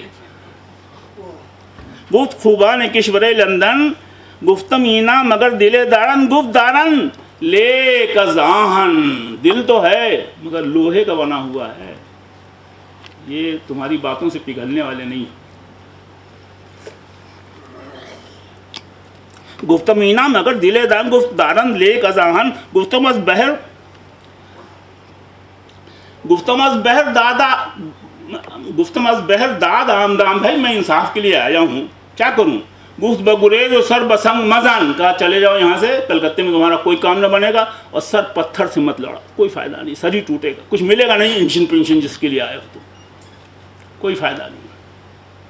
اور سب سے زیادہ تو جو پڑھا جاتا ہے کلکتے کے سفر کے حوالے سے یا کلکتے کے حوالے سے، وہ یہ ہے کہ کلکتے کا جو ذکر کیا تو نے ہم نشیں، ایک تیر میرے سینے پہ مارا کہ ہائے ہائے، وہ سبزہ ہائے، وہ سبزہ ہائے مترہ کی ہے غضب، وہ سبزہ زارے ہائے مترہ کی ہے غضب، وہ نازنی بتان خدارہ کی ہائے ہائے، اور سب رازمہ وہ ان کی نگاہیں کی حرف نظر، طاقت ربا وہ ان کا اشارہ کہ ہائے. یہ ہے کلکتے کی یاد. وہ جو مارکا ہوا تھا، اور مارکا ہوا تھا مدرسہ عالیہ میں، آج بھی ہے، لیکن اس وقت وہ وکٹوریا اسٹریٹ پہ تھا. اب کہیں اور شفٹ ہو گیا، سنا ہے کہ سالٹ لیک میں آ گیا ہے وہ. ہاں وہی عالیہ یونیورسٹی ہو گیا، پہلے مدرسہ عالیہ تھا اور بڑا مرکز. اچھا ہاں، تو وہیں کا یہ مسئلہ ہے. اور یہ جو بعض لوگوں نے لکھا ہے نا کہ ہر ہفتے ہر مہینے مشاعرہ ہوا کرتا تھا، ہر ہفتے مشاعرہ نہیں ہوتا تھا. اس کو ذلیل کرنے کے لیے ایک خاص مشاعرہ منعقد کیا گیا کہ مرزا آئے ہوئے، ذرا سا مشاعرہ ایک رکھا جائے اور ان کی ٹانگ کھینچے. پہلے سے جسے طے کر کے بیٹھتے تھے فلاں شاعر آئے گا تو ہوٹنگ کریں گے، تو پھر ظاہر ہے جو ہونا تھا سو ہوا. وہ میں بہائے سبز و شیریں کی واہ واہ، وہ میں بہائے تازہ و شیریں کی واہ واہ، وہ باد ہائے ناب گوارا کی ہائے ہے. اور ایک شعر اور ہے کلکتے کے سلسلے میں غالب کا.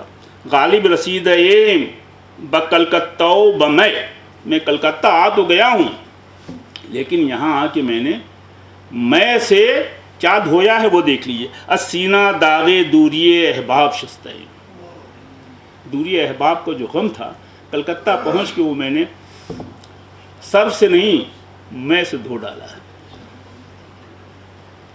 تو یہ ہے کلکتے کی رودات. اور جستہ جستہ دو ایک چیزیں اور آپ کو بتا دوں. تاریخیں دی ہوئی ہیں، 8 ماہ وہاں جگہ گئے، 10 مہینہ وہاں ٹھہرے اور 12 مہینہ وہاں ٹھہرے. غلام رسول مہر نے کیا کہا اور فلاں نے کیا کہا، اس کی تفصیلات میں جانے کی ضرورت نہیں. میں اصل میں مسئلہ یہ ہے کہ یہ جو اختلافات آپ دیکھتے ہیں نا، وہ ان اختلافات کی بنیاد غالب کی اپنی تحریریں ہیں۔ جو جھگڑے کھڑے ہوئے ہیں سب کا ماخذ غالب کا کوئی نثر پارہ فارسی میں، یا ان کا کوئی خط، یا ان کا کوئی قصیدہ، یہ ہے۔ اور حنیف نقوی نے 100 پیسے کی بات کہہ دی اس سلسلے میں کہ ایسا نہیں ہے کہ غالب نادانستہ یا سہون غلط بیانی کرتے تھے، مصلحت کی بنیاد پر اپنے بیانات بدلتے رہتے تھے، چنانچہ اکثر تو دیدہ و دانستہ انہوں نے غلط بیانی کی ہے۔ اور سب سے موٹی مثال، سب سے واضح مثال، سب سے واشگاف جو ہے وہ خود ملا عبدالصمد کا واقعہ۔ 2 خط میں لکھا ہے اور دونوں میں الگ الگ باتیں لکھی ملا عبدالصمد کے متعلق کہ لوگ مجھ کو بے استادہ کہتے تھے، بس میں نے ایک استاد گڑھ لیا ملا عبدالصمد کہ میں ایران کے لوگوں سے پڑھا ہوا ہوں، میرے اوپر اعتراض نہ کرو۔ جب اور کہا گیا تو دوسرے موقع پہ آپ فرماتے ہیں کہ مجھے کسی استاد کی ضرورت نہیں، میں نے مبدأ فیاض کے علاوہ کسی سے استفادہ نہیں کیا، میرا جتنا کسب فیض ہے سب بالکل روحانی ہے، من جانب اللہ ہے، اللہ میاں کے یہاں سے آتا ہے، تلمیذ الرحمن ہوں میں ڈائریکٹ۔ ان دونوں بیانوں میں کہاں تطبیق دیں گے آپ؟ بھائی کیسے تطبیق؟ ایک جگہ انکار کر رہا ہے کوئی ملا عبدالصمد تھا، دوسرے بیان میں کہہ رہا ہے کہ کوئی ملا عبدالصمد نہیں تھا۔ تو وہ مصلحت، اور یہ میں نہیں کہہ رہا ہوں، یہ حنیف نقوی جنہوں نے غالب کو بہت پڑھا ہے، انہوں نے لکھا غالب احوال و آثار میں کہ غالب نے اپنے بیانات میں اتنے زیادہ مسئلے پیدا کر دیے ہیں۔ ایک تو سہون بھی، تاریخیں غلط ہو جاتی ہیں، 3 مہینے کے بعد آپ خط لکھ رہے ہیں پیچھے 4 مہینے گزرے ہوئے واقعے کے متعلق، تو تاریخ تو آگے پیچھے ہو جائے گی، دن آگے پیچھے ہو جائے گا۔ کچھ زیادہ ہو گیا کیا؟ بہرحال وہ تو میں ضرور پڑھوں گا جو الہ آباد کے متعلق ہے، وہ ضرور سناؤں گا میں۔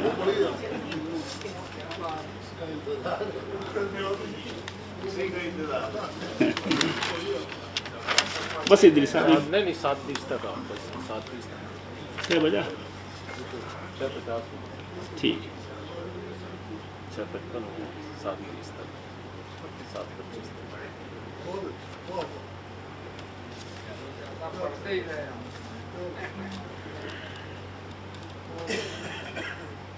ایک تو انہوں نے یہ کنفیوژن پیدا کیا ہے غالب نے، ضروری نہیں ہے کہ سفر کلکتہ کا بیان ہے تو آمنا و صدقنا ہو، کہاں کہاں تسامحات ہیں، کہاں کہاں غلط بیانیاں ہیں، کہاں سہون اور کہاں آمدن، اس کی نشاندہی ہونی چاہیے۔ شعر سنیں آپ۔ نفس بلرزہ زباد نہیں بے کلکتہ، مجھے لرزہ پڑ جاتا ہے جب میں نہیں کہتے ہیں ہلاکت پیدا کر دینے والا، گھبرا دینے والا، پریشان کر دینے والا، کلکتہ کے پریشان کر دینے والی یا الجھن میں ڈال دینے والی ہوا سے میری سانس جو ہے وہ اکھلی جاتی ہے۔ نگاہ خیرہ ز ہنگامہ الہ آباد کے ہنگامے سے تو میری نگاہیں خیرہ ہوئی جاتی ہیں۔ اب محققین پیچھے پڑے ہوئے ہیں کہ الہ آباد میں کیا ہوا۔ ارے بھائی یہ مشکل سے 24 گھنٹہ بھی نہیں رکا ہے وہ آدمی الہ آباد میں، کیا ہنگامہ ہو جائے گا؟ کچھ تو سننے میں نہیں آیا۔ سب لوگ کہتے ہیں چونکہ اس شعر میں ہنگامہ الہ آباد آیا ہے اس لیے کوئی نہ کوئی ہنگامہ تو ہوا ہے، مگر کوئی ملتی نہیں، کوئی شہادت خارجی جس سے اس کی تائید ہو، اس کی تصدیق ہو کہ الہ آباد میں بھی کوئی واقعہ ہوا تھا۔ خاکسار کا قیاس یہ ہے، یہ حنیف نقوی نہیں، خاکسار کا قیاس یہ ہے کہ ان کے لیے خاطر خواہ پذیرائی کا نہ ہونا اس سے بڑا کوئی ہنگامہ تھا ہی نہیں۔ الہ آباد میں جیسی پذیرائی، ایک ہی دن میں بھاگ گئے، وہ ایک دن رکے مشکل سے۔ اور الہ آباد کے لوگوں کو بھائی اس زمانے میں قدر نہیں تھی، آج نہ قدر ہوتی ہے الہ آباد میں اہل علم کی، ہمیشہ تھوڑی ہوتی تھی۔ تو یہ نگاہ خیرہ ز ہنگامہ الہ آباد میں بہت صفحے کے صفحے سیاہ کیے ہیں محققین نے کہ الہ آباد میں کون سا ہنگامہ ہوا، اور ایک ثبوت نہیں فراہم کر سکے کہ فلاں سے معرکہ ہوا، فلاں کے یہاں گئے، فلاں نے بھگا دیا، فلاں نے نکاح، کچھ نہیں، نتھنگ، کوئی ہنگامہ الہ آباد میں۔ تو ہنگامہ الہ آباد سے مراد یہ ہے کہ الہ آباد میں اس آدمی کا دل ذرا سی بات میں اچٹ جائے، کوئی بات مزاج کے خلاف ہو تو اس کو ناگوار گزر جائے، اور عزت نفس کا ہر وقت اتنا خیال کہ نوکری چھوڑ دیا، اور گھستا ہے جبھی خاک پہ دریا میرے آگے، ہوتا ہے نہاں گرد میں صحرا میرے ہوتے، اور بازیچے اطفال ہے دنیا۔ ایسے شخص کے لیے ذلیل ہو رہا ہے، کانپور میں ذلیل ہو رہا ہے، بیمار پڑ جا رہا ہے، علاج کا پیسہ نہیں ہے، دنیا بھر کے مسائل اس کے ساتھ لگے ہوئے ہیں۔ عام طور سے پرچہ آپ اس وقت دیتے ہیں جب وقت زیادہ ہو جاتا ہے، زیادہ ہو جاتا ہے. تب دیتے ہیں. یہ دیا ہے انہوں نے کہ آپ کو بولتے رہنا ہے. یہ پرچہ دیا. یہی چاہتے ہیں.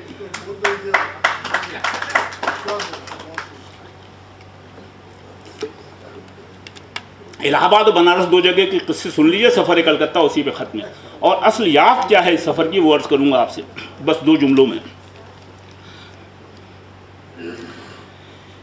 لیکن اس شعر سے زیادہ چشم کشا غالب کا وہ خط ہے جو انہوں نے مولوی محمد علی صدر امین باندہ کے نام لکھا ہے. اندازہ ہوتا ہے کہ الہ آباد سے کس درجہ نانا تھے وہ.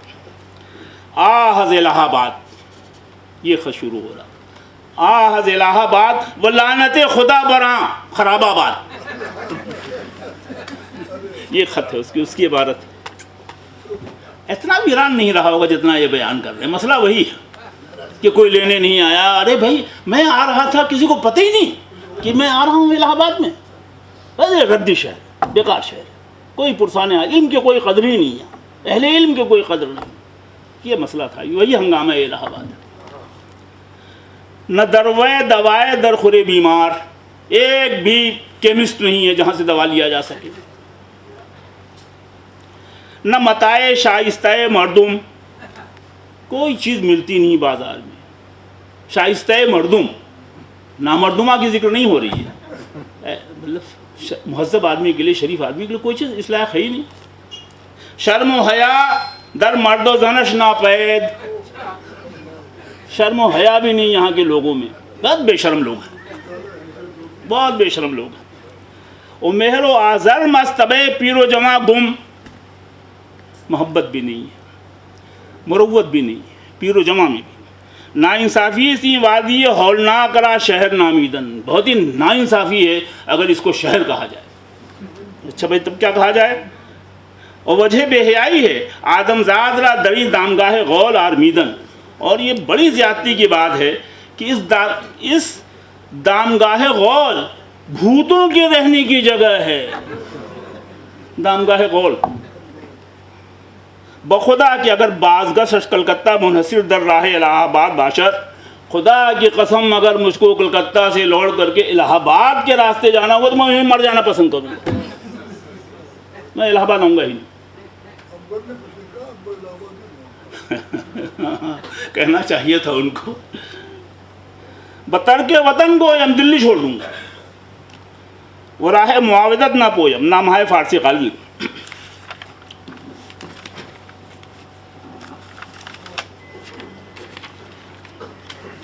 لیکن اس کے کنفیوژن اس لیے پیدا ہوا اس شعر میں کہ نفس بلرزہ زبادے نہیں بے کلکتہ، نگاہ خیرہ ز ہنگامہ الہ آباد کے اوپر ہی ایک شعر ہے، اس کو لوگوں نے پڑھا نہیں.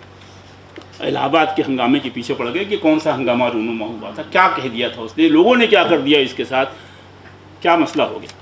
شعر سنیں آپ، کمال کا شعر کا مشہور شعر بھی ہے.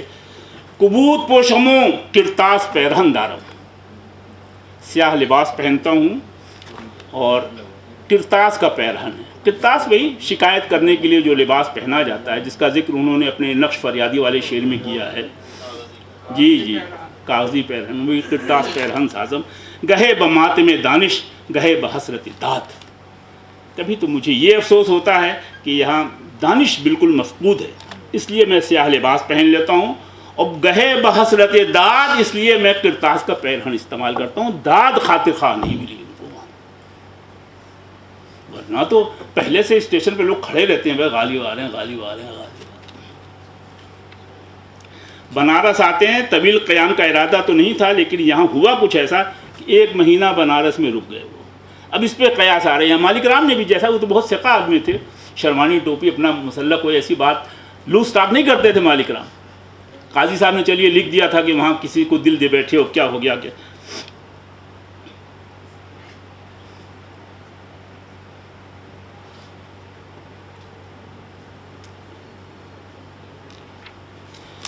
اور بنارس کے سلسلے میں جو خط لکھا ہے، ابھی تو میں مثنوی کے 2-4 شعر آپ کو سناؤں گا، آپ بھی وجد میں آ جائیں گے.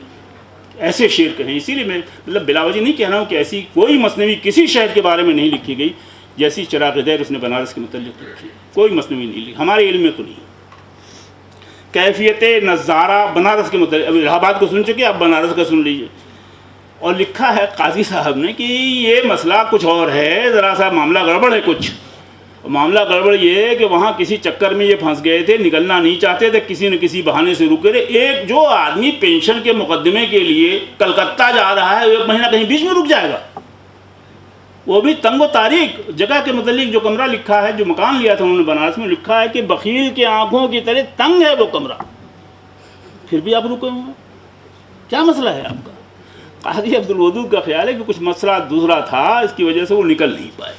مالک رام نے بھی اس کو انڈورس کر دیا کہ نہیں بھائی مسئلہ تو کچھ لگ رہا ہے، کچھ ہے معاملہ.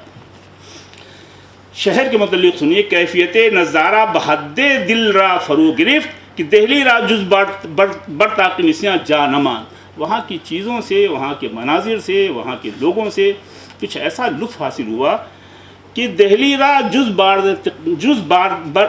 بر تاکہ نسیاں جا نہ مان، کہ دہلی کو میں بھول ہی بیٹھا، تاکہ نسیاں میں دہلی چلا گیا جو ان کا وطن تھا. مزید لکھتے ہیں کہ اگر اپنا زمانہ کی ملامت کا اندیشہ نہ ہوتا تو بے محابہ ترک دین کردمے، میں اپنا مذہب بھی چھوڑ دیتا. اب آپ سنیے، قلب آپ کو بھی شبہ ہو جائے گا کوئی مسئلہ ہے. بے محابہ ایک سیکنڈ نہیں لیتا، ترک دین کردمے وہ صبح گسستمے، یہ جو تسبیح وسبیح ہے سب توڑ تاڑ کے پھینک دیتا. وہ قشقہ فرو کشید میں، وہ سب لگا لیتا تلک. وہ زنار فرو بست میں، تا بدی وضع چنداں برکنارے گنگ نشست میں، اور یہی حالت اختیار کر کے گنگا کے کنارے اتنی مدت بیٹھتا کہ گرد آلائش ہستی از خود فروش شست میں، کہ ہستی کی گرد کی آلائش اپنی ذات سے دھو ڈالتا، یعنی یہیں مر جاتا. وہ چون قطرہ بدریا پیوست میں، اور جیسے قطرہ دریا میں فنا ہو جاتا ہے میں یہاں رہی ہوں. ظاہر ہے کہ یہ شاعری نہیں ہو رہی ہے، لیکن نثر جو ہے وہ شاعری کے حدوں کو چھو رہی ہے کہیں نہ کہیں. اس درجہ پسندگی کے سلسلے میں انہوں نے لکھا. قاضی صاحب کو تو میں آپ کو بتا چکا وہ کیا کہنے، اور آخر میں جو قاضی صاحب نے لکھا ہے کہ بنارس اس توصیف کا تو ہرگز مستحق نہیں. قاضی عبدالودود کا بیان، جتنی تعریف یہ کر رہے ہیں غالب صاحب، اس کا تو بالکل مستحق نہیں. مالک رام جیسے ثقہ اور محتاط ماہر غالبیات کا خیال بھی کچھ اسی طرح کا ہے. چراغ دہر کے اشعار میں جس والہانہ انداز میں وہ شہر بنارس اور حسینان بنارس کا ذکر کرتے ہیں، اس سے اس خیال کو تقویت ملتی ہے کہ غالب بنارس میں کسی کو دل دے بیٹھے تھے. یہ مالک رام کا خیال ہے. مالک رام اپنے اس خیال کی تائید میں غالب کی فارسی غزل کا ایک مقطع بھی پیش کرتے ہیں، وہ مقطع بھی سن لیجئے. کاش کاں بتے کاشی در پذیر دم غالب، اگر وہ بت کاشی ہماری معروضات کو قبول کر لیتا، کسی طرح درخواست کو ایکسیپٹ کر لیتا.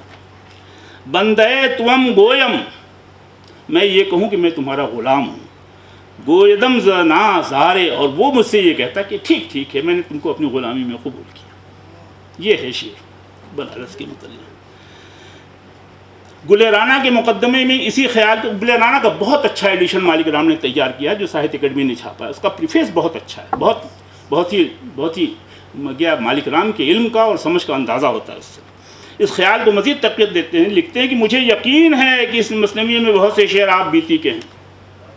مالک رام صاحب کو بھی یقین ہو گیا، اور اس میں انہوں نے اپنی واردات قلب بیان کی ہیں. اس غارت گر ہوش کو یہاں سے چلے جانے کے بعد بھی وہ بھلا نہیں سکے اور اسے اکثر یاد کرتے رہے. وہ شعر سن لیجیے جو مثنوی میں آئے ہیں، بس 4-5 شعر. بتانا شرا حیولا شعلے طور. اب آپ یہ خیال کیجئے کہ یہ کس جگہ کا منظر ہو سکتا ہے. شعر کم جھوٹ بولتے ہیں، تاریخ میں بہت جھوٹ ہوتا ہے، اس لیے کہ اس میں فرار کی راہ ہوتی ہے. شاعری میں امیجنیشن ہے، شعر کہہ رہے ہیں، کوئی اپنی سوانے نگاری تھوڑی لکھ کر رہے ہیں، نہ سوانے بیان نہیں، اس لیے گنجائش رہتی ہے بہت. بتانا شرا حیولا شعلے طور، سراپا نور عزت چشم بدور. میاہا نازکو دلہا توانا.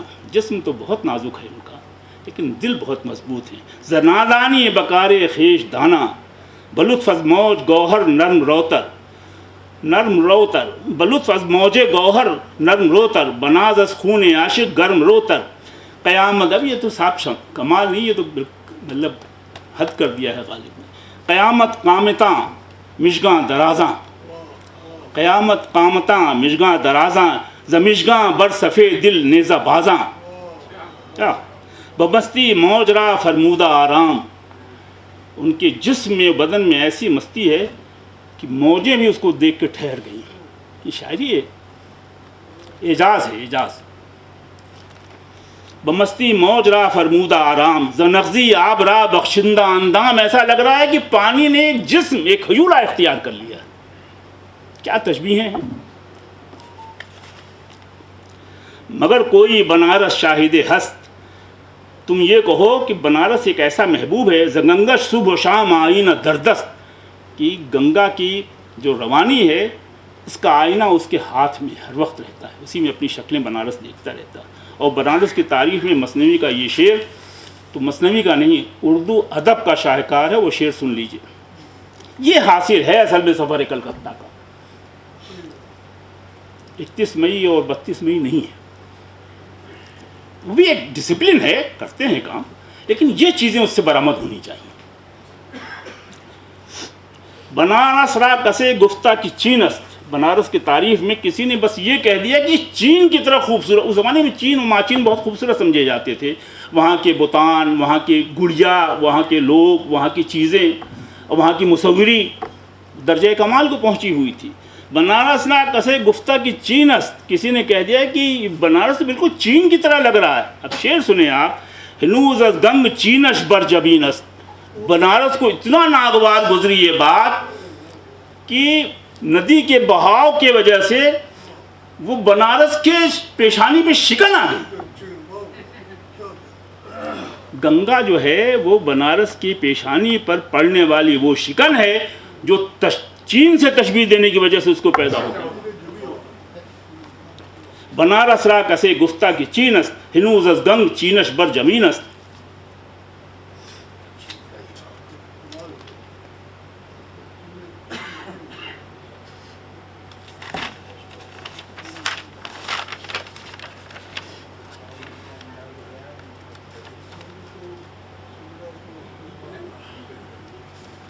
وجہ نظام بتا چکا ہوں اس کی کہ کیا کس مسئلے پر اور کس شعر پر جھگڑا ہوا تھا ان لوگوں کے درمیان، کس وجہ سے بعد مخالف ان کو لکھنی پڑی. کلکتے میں دو چیزیں قابل ذکر ہیں. سفر کلکتہ میں بنارس، لکھنؤ میں بھی چھا، لکھنؤ کے متعلق بھی اشعار انہوں نے کہے ہیں کہ لکھنؤ آنے کا باعث نہیں کھلتا غالب، ہوس سیر و تماشا سو وہ کب ہے. آغا میر سے بھی ان کا جھگڑا ہو گیا تھا. جو معتمد الدولہ آغا میر تھے، وزیر تھے اس کے بادشاہ کے، غازی الدین حیدر کے، اس سے بھی جھگڑا ہو گیا تھا. اس کے متعلق تو غلام رسول مہر نے ایسا عمدہ لکھا ہے کتاب اپنی غالب میں، اور متن میں نہیں ہے، نیچے حاشیے میں، کہ واقعی آغا میر جو ہیں وہ بہت دنی الطبع اور بہت ہی کینہ پرور آدمی تھا. یہ لکھا انہوں نے غلام رسول مہر نے، بڑے محقق. تو اگر غالب ناراض تھے تو کوئی وجہ نہیں، کوئی اس میں بات نہیں تھی. ملنا چاہتے تھے، قصیدہ لکھا، بھیجا. وہی عزت نفس، وہی خود پسندی، وہی احساس ذات جس کا افضال صاحب ابھی ذکر کر رہے تھے. یہ ہوا کہ صاحب اچھا ملاقات ہو جائے گی نواب سے، آپ آغا میر کی توسط سے جائیے، جو ان کا وزیر، اس کے بغیر تو ملاقات ہوتی نہیں. انہوں نے اپنا قصیدہ وصیدہ لکھا، شاید پورا نہیں کر سکے تھے. تو یہ ہوا کہ اچھا آئیے، ملاقات ہو جاتی ہے آپ کی، آغا میر سے ملاقات ہو جائے گی. وہ بھی بہت تھا، وہ بھی بہت کافی تھا ان کو دینے لینے. پیسے کا سب چکر تھا کہ کچھ پیسہ ویسا مل جائے گا، کلکتہ آرام سے چلے جائیں گے. اب بجائے اس کے کہ وہ شرط لگاتا، غالب نے 3 شرطیں رکھ دی ملاقات کی. پہلی شرط یہ کہ یہ جو بادشاہوں کے ہاں جانے کے بعد نذرانہ گزارنے کی رسم ہے، یہ میں نہیں کروں گا. یہ تو میں کر ہی نہیں سکتا. اپنی فروتنی اور اپنی کمی کا میں اظہار نہیں کروں گا کہ میں نظر دوں تب جاؤں ملنے. اور دوسری یہ کہ یہ جو ہے کہ آپ بیٹھے رہیں، میں جا کے آپ کی خدمت میں کھڑا ہوں، نہ کھڑے ہو کے آپ میرا استقبال کریں گے. اور تیسری یہ کہ معانقہ بھی کیجیے گا، صرف مسافے سے کام نہیں چلے گا. کاہے کو آقا میر سننے لگے، بات ختم ہو گئی، وہیں نہیں ملاقات ہو گئی. بادشاہ سے پیسے سے بھی نہیں ملے، دل شکستہ بھی تھے بہت.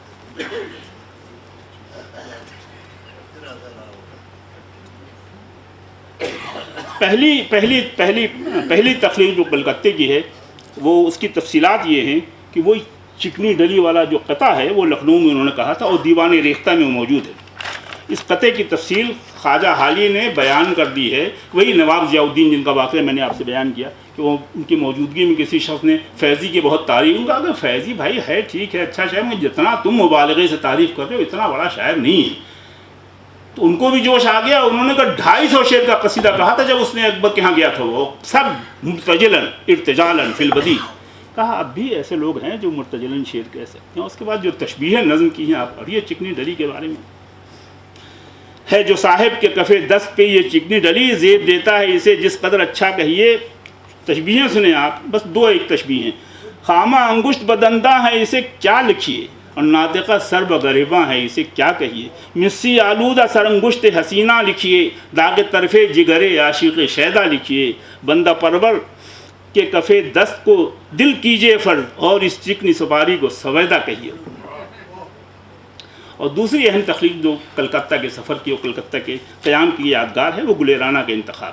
ایک مولوی سراج الدین تھے، انہوں نے فرمائش کی غالب سے کہ آپ اپنا کلام، بہت تعلقات ہو گئے تھے، سراج الدین کے متعلق شعر بھی لکھے ہیں اور اپنے خطوں میں بھی بہت ذکر کیا ہے۔ انہوں نے کہا کہ مرزا آپ اپنے کلام کا ایک انتخاب تیار کر دیں، یہ غالباً پہلا انتخاب ہے غالب کا، گلیرانہ۔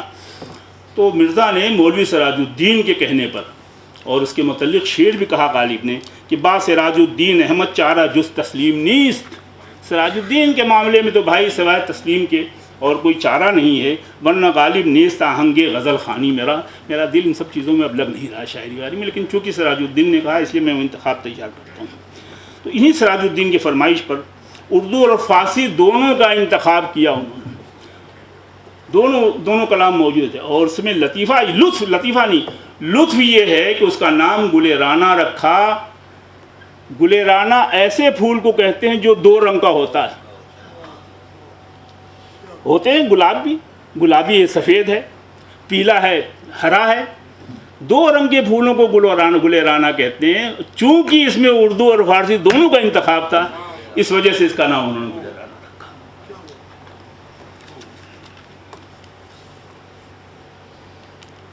سفر کلکتہ کی مجموعی مدت تقریباً 3 برس کی ہوگی۔ زمانے کا سرگرم برداشت کرتے، بیماری اور سفر کی صعوبتیں جھیلنے کے باوجود غالب کلکتہ سے ناکام بھی واپس ہوئے، لیکن اس سفر میں غالب کی شخصیت اور مزاج کے وہ پہلو سامنے آ گئے جو شاید قارئین کے لیے اس سفر کے نہ ہونے میں نادیدہ رہتے۔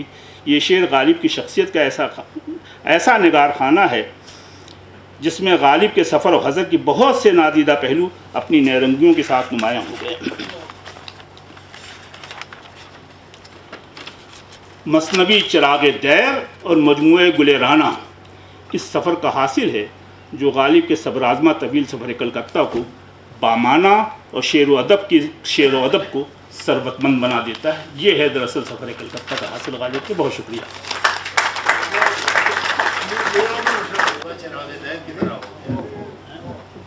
بہت بہت شکریہ پروفیسر قاضی جمال صاحب، اس پرمغز کلیدی خطبے کے لیے میں آپ کا شکر گزار ہوں۔ اور اب صدارتی کلمات کے لیے میں ڈاکٹر رخشندہ جلیل صاحب سے گزارش کر رہا ہوں کہ آپ تشریف لائیں اور صدارتی کلمات سے نوازیں۔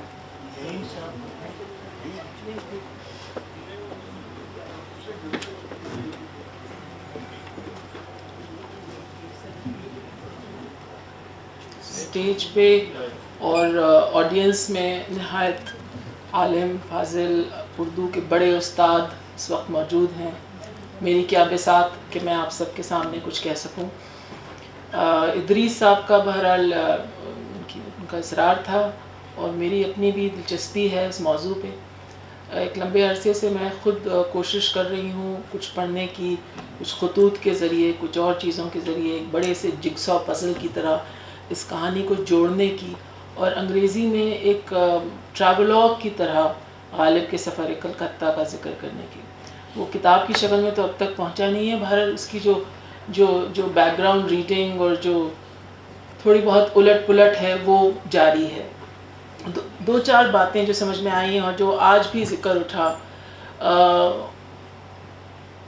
پہلی بات تو یہ کہ شاید غالب اس ارادے سے اپنے گھر سے نہیں نکلے تھے، وہ تو سوچ رہے تھے کہ وہ فیروز پور جھرکا جا رہے ہیں، جہاں وہ احمد بخش خان صاحب کے تعاون سے آکٹولونی کے بعد جو میٹکاف ہوئے ہیں، میٹکاف سے وہ ملاقات کریں گے، اس ارادے سے وہ اپنے گھر سے نکلے تھے۔ وجہ یہ بھی تھی کہ ان کو یقین تھا کہ جو ان کے حصے کی ہیریڈیٹری پینشن ہے 62 روپیز 50 پیسہ، وہ نہ صرف یہ کہ ناکافی تھی ان کے اخراجات کے لیے، بلکہ وہ فیئر نہیں تھی، کیونکہ ان کو یہ یقین تھا کہ یہ ان کو اس سے بہت زیادہ ملنی چاہیے۔ بہرحال وہ اپنے آپ میں ایک الگ کہانی ہے، لیکن ان کو یقین تھا کہ احمد بخش خاں اگر ان کے لیے کچھ کہیں تو میٹکاف صاحب سے اس بارے میں دیکھیں۔ احمد بخش خاں سے جو ان کی رشتہ ہے وہ اپنے آپ میں بہت دلچسپ ہے۔ آپ سب جانتے ہیں جو ان کی خاندانی رشتہ داریاں ہیں، اس کے باوجود نصر اللہ خاں جو ان کے چچا ہیں، ان کی شادی احمد بخش خاں کی بہن سے ہوئی ہے، غالب کی خود کی شادی معروف یعنی احمد بخش خاں کے چھوٹے بھائی کی بیٹی سے ہوئی ہے۔ تو ان سب میٹریمونیل الائنسز کے باوجود جب یہ خط و کتابت ہوتی ہے اور جب یہ لٹیگیشن تک بات آ جاتی ہے، اس میں بھی احمد بخش خاں پہ بات آ کے رکتی ہے۔ اس کے باوجود وقتاً فوقتاً جب پیسہ کم پڑ جاتا ہے تو نواب صاحب ان کو پیسے بھیجتے بھی رہتے ہیں۔ تو یہ ایک بہت دلچسپ رشتہ ہے۔ اس سے ملتی جلتی ایک بات جو مجھے بار بار لگتی ہے اس پورے 3 سال کے سفر میں، 1826 جب وہ نکلتے ہیں اور 1829 جب وہ لوٹتے ہیں، یقیناً شاید اس پہ کل بات اٹھے گی، جو ایک فیوڈل ایلیٹ ہے جس کا غالب اپنے آپ کو ایک حصہ سمجھتے ہیں، اور جہاں جہاں وہ رکتے ہیں وہ اس سے گریز نہیں کرتے کہ اس فیوڈل ایلیٹ کا ہونے کی وجہ سے جو ایک نیٹ ورک آف الائنسز ہے، مثلاً نواب باندہ کی جو نواب ہیں ان سے ان کی پرانی دوستی ہے خاندانی، اور ان کو قطعی طور پہ کوئی، ہم نے بار بار غالب کی انا کا ذکر کیا، یقیناً غالب کی انا ہے، لیکن وہ ان کے آڑے نہیں آتی جب انہیں مدد لینی ہوتی ہے کسی وجہ سے کسی چیز کے لیے۔ اور یہ میں کرٹیکلی نہیں کہہ رہی ہوں، یہ بات میں میٹر آف فیکٹ طریقے سے کہہ رہی ہوں کہ اکثر و بیشتر جب انہیں مدد کی ضرورت ہوتی ہے تو ہی falls back on that alliance of network of relationships, جو آج سے نہیں بلکہ جنریشنز سے ان کے پاس ہے۔ تو جو ایک ڈائنمک ہے فیوڈل ایلیٹ کی، اور جو ایک نیا ایلیٹ ہے جو کولونیل ایلیٹ ہے، جس میں سائمن فریزر ہیں، جس میں اور لوگ ہیں جو اس وقت کے حکمران ہیں، مطلب جو نئی کلونیل ایک طرح کی ایلیٹ ہے، اس کے جو حصے ہیں وہ بھی غالب کو جانتے ہیں، وہ بھی غالب کے کام سے واقف ہیں، وہ بھی غالب کی عزت کرتے ہیں بطور شاعر اور بطور یہ کہ وہ ایک دلی کے شرفا ہیں۔ تو یہ سب ڈائنمکس ملتی ہیں کہیں نہ کہیں، یہ کرس کراس ہوتی ہیں، لیکن اس 3 سال کے سفر کا جو نچوڑ ہے وہ یہ کہ جب وہ واپس آتے ہیں تو وہ جو ان کی ہیریڈیٹری پینشن ہے اس میں رتی بھر کوئی تبدیلی نہیں ہوتی، وہی 62 روپے 50 پیسے کی پینشن ہے۔ البتہ یہ ضرور ہے کہ جب تک وہ واپس آتے ہیں تو جو ان پہ قرض ہیں مختلف لوگوں سے وہ 40,000 روپے ہو جاتے ہیں، جو کہ خاصی بڑی رقم ہے اس وقت۔ وہ اپنے آپ میں ایک اور کہانی ہے، اس کا ذکر نہیں کر سکتے، باتیں تو کئی ہیں اور کئی چیزوں پہ اشارہ بھی آج کیا گیا۔ میں بہت دلچسپی سے کل کے پرچے سنوں گی اور مجھے یقین ہے کہ اس میں کوئی نہ کوئی نئی چیز نکل کے آئے گی، اور غالب انسٹیٹیوٹ میں ہمیں بہت خوشی ہوگی اگر ہم انہیں کتابی شکل سے چھاپیں۔ شکریہ۔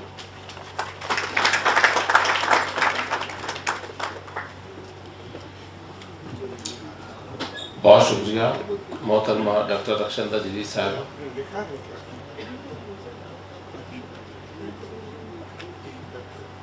میں پروفیسر صدیق الرحمن قدوائی صاحب، محترمہ رخشندہ جلیل صاحبہ، پروفیسر قاضی افضال حسین صاحب، پروفیسر قاضی جمال حسین صاحب، وی این رائے صاحب جو ہے کسی مصروفیت کے سبب جو ہے وہ چلے گئے ہیں، اور یہاں پر تشریف فرما سبھی حضرات کا بے حد مشکور و ممنون ہوں کہ آپ نے اپنا قیمتی وقت دیا اور اس سیمینار کو کامیاب بنایا۔ میری سبھی حضرات سے درخواست ہے کہ بس عشائیہ کا وقت ہو چکا ہے، اور آپ سے درخواست ہے کہ آپ تشریف لائیں اور عشائیہ نوش فرمائیں۔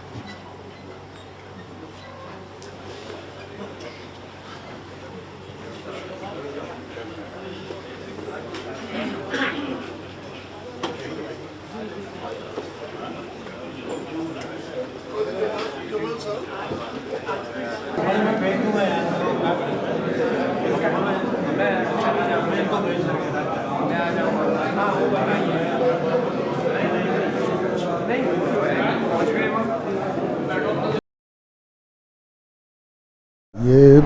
सेमिनार कई मामलों में बहुत ख़ास है, क्योंकि एक ऐसे मौजू पर है जिस पर आमतौर से लोगों की नज़र नहीं जाती। गालिब का जो सफ़रनामा है, जो दिल्ली से कलकत्ते तक ले जाते हैं अपने पेंशन के चक्कर में, और वहाँ से काफ़ी हद तक आप ये कह सकते हैं कि निराश लौटते हैं। इस सफ़रनामे के बहाने बहुत सारी चीज़ें जो समय की समाज की और ख़ास तौर से 2-3 बड़े शहरों की, जिसमें लखनऊ, बनारस, कलकत्ता तीनों शरीक है, उनके बारे में मालूमात हमें हासिल होती है और एक ख़ास तौर पर दिलचस्प दुनिया हमारे सामने खुलती है। मैं समझता हूँ कि ये सेमिनार भले ही एक ऐसे मौजू पर हो रहा है जिसका फलक बहुत बड़ा नहीं है, लेकिन काफ़ी दिलचस्प और जिसे आप कह सकते हैं कि काफ़ी दिलचस्प होगा।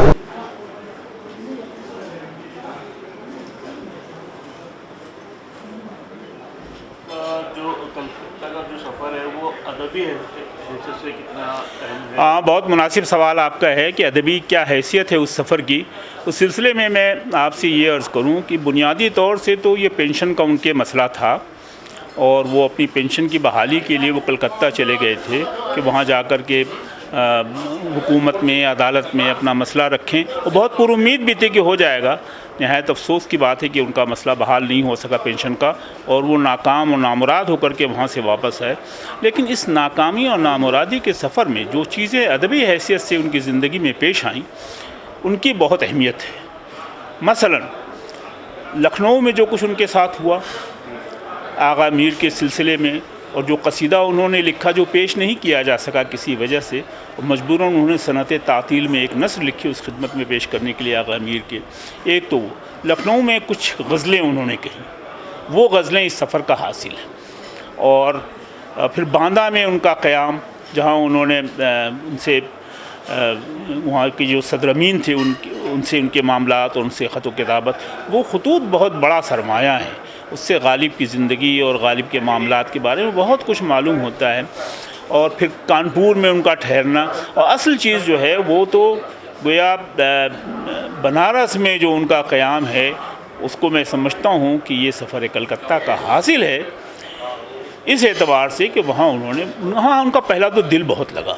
अब उसके असबाब पर मुहक्किकीन ने बहुत से ख़यालात का इजहार किया है, बहुत सी बातें कही हैं कि क्या हो गया था कि उनका दिल वहाँ लगा। वहाँ की फ़िज़ा, वहाँ का मौसम, वहाँ का आबोदाना उनको इतना रास आया कि उसकी बहुत तारीफ़ की। और यहाँ तक कहा उन्होंने कि अगर मुझे मलामत का खौफ न होता और लोगों के लान तान का डर न होता तो मैं शायद बनारस रह पाता और यहीं पैबंद खाक हो जाता, यहीं मर जाता, यहीं इंतकाल हो जाता। ये बड़ी हैसियत। और ख़ास तौर से जो मसनवी उन्होंने लिखी है बनारस की तारीफ़ में, चिराग़ दैर, वो तो अदब का शाहकार है और गालिब का बड़ा कारनामा है। वो हमेशा याद रखी जाएगी। वो मसनवी, किसी शहर के बारे में उर्दू में ऐसी मसनवी नहीं लिखी गई जिसमें इतनी फ़नकारी का सबूत दिया गया हो, इतनी फ़नकारी का मुज़ाहरा गालिब ने चिराग़ दैर में किया।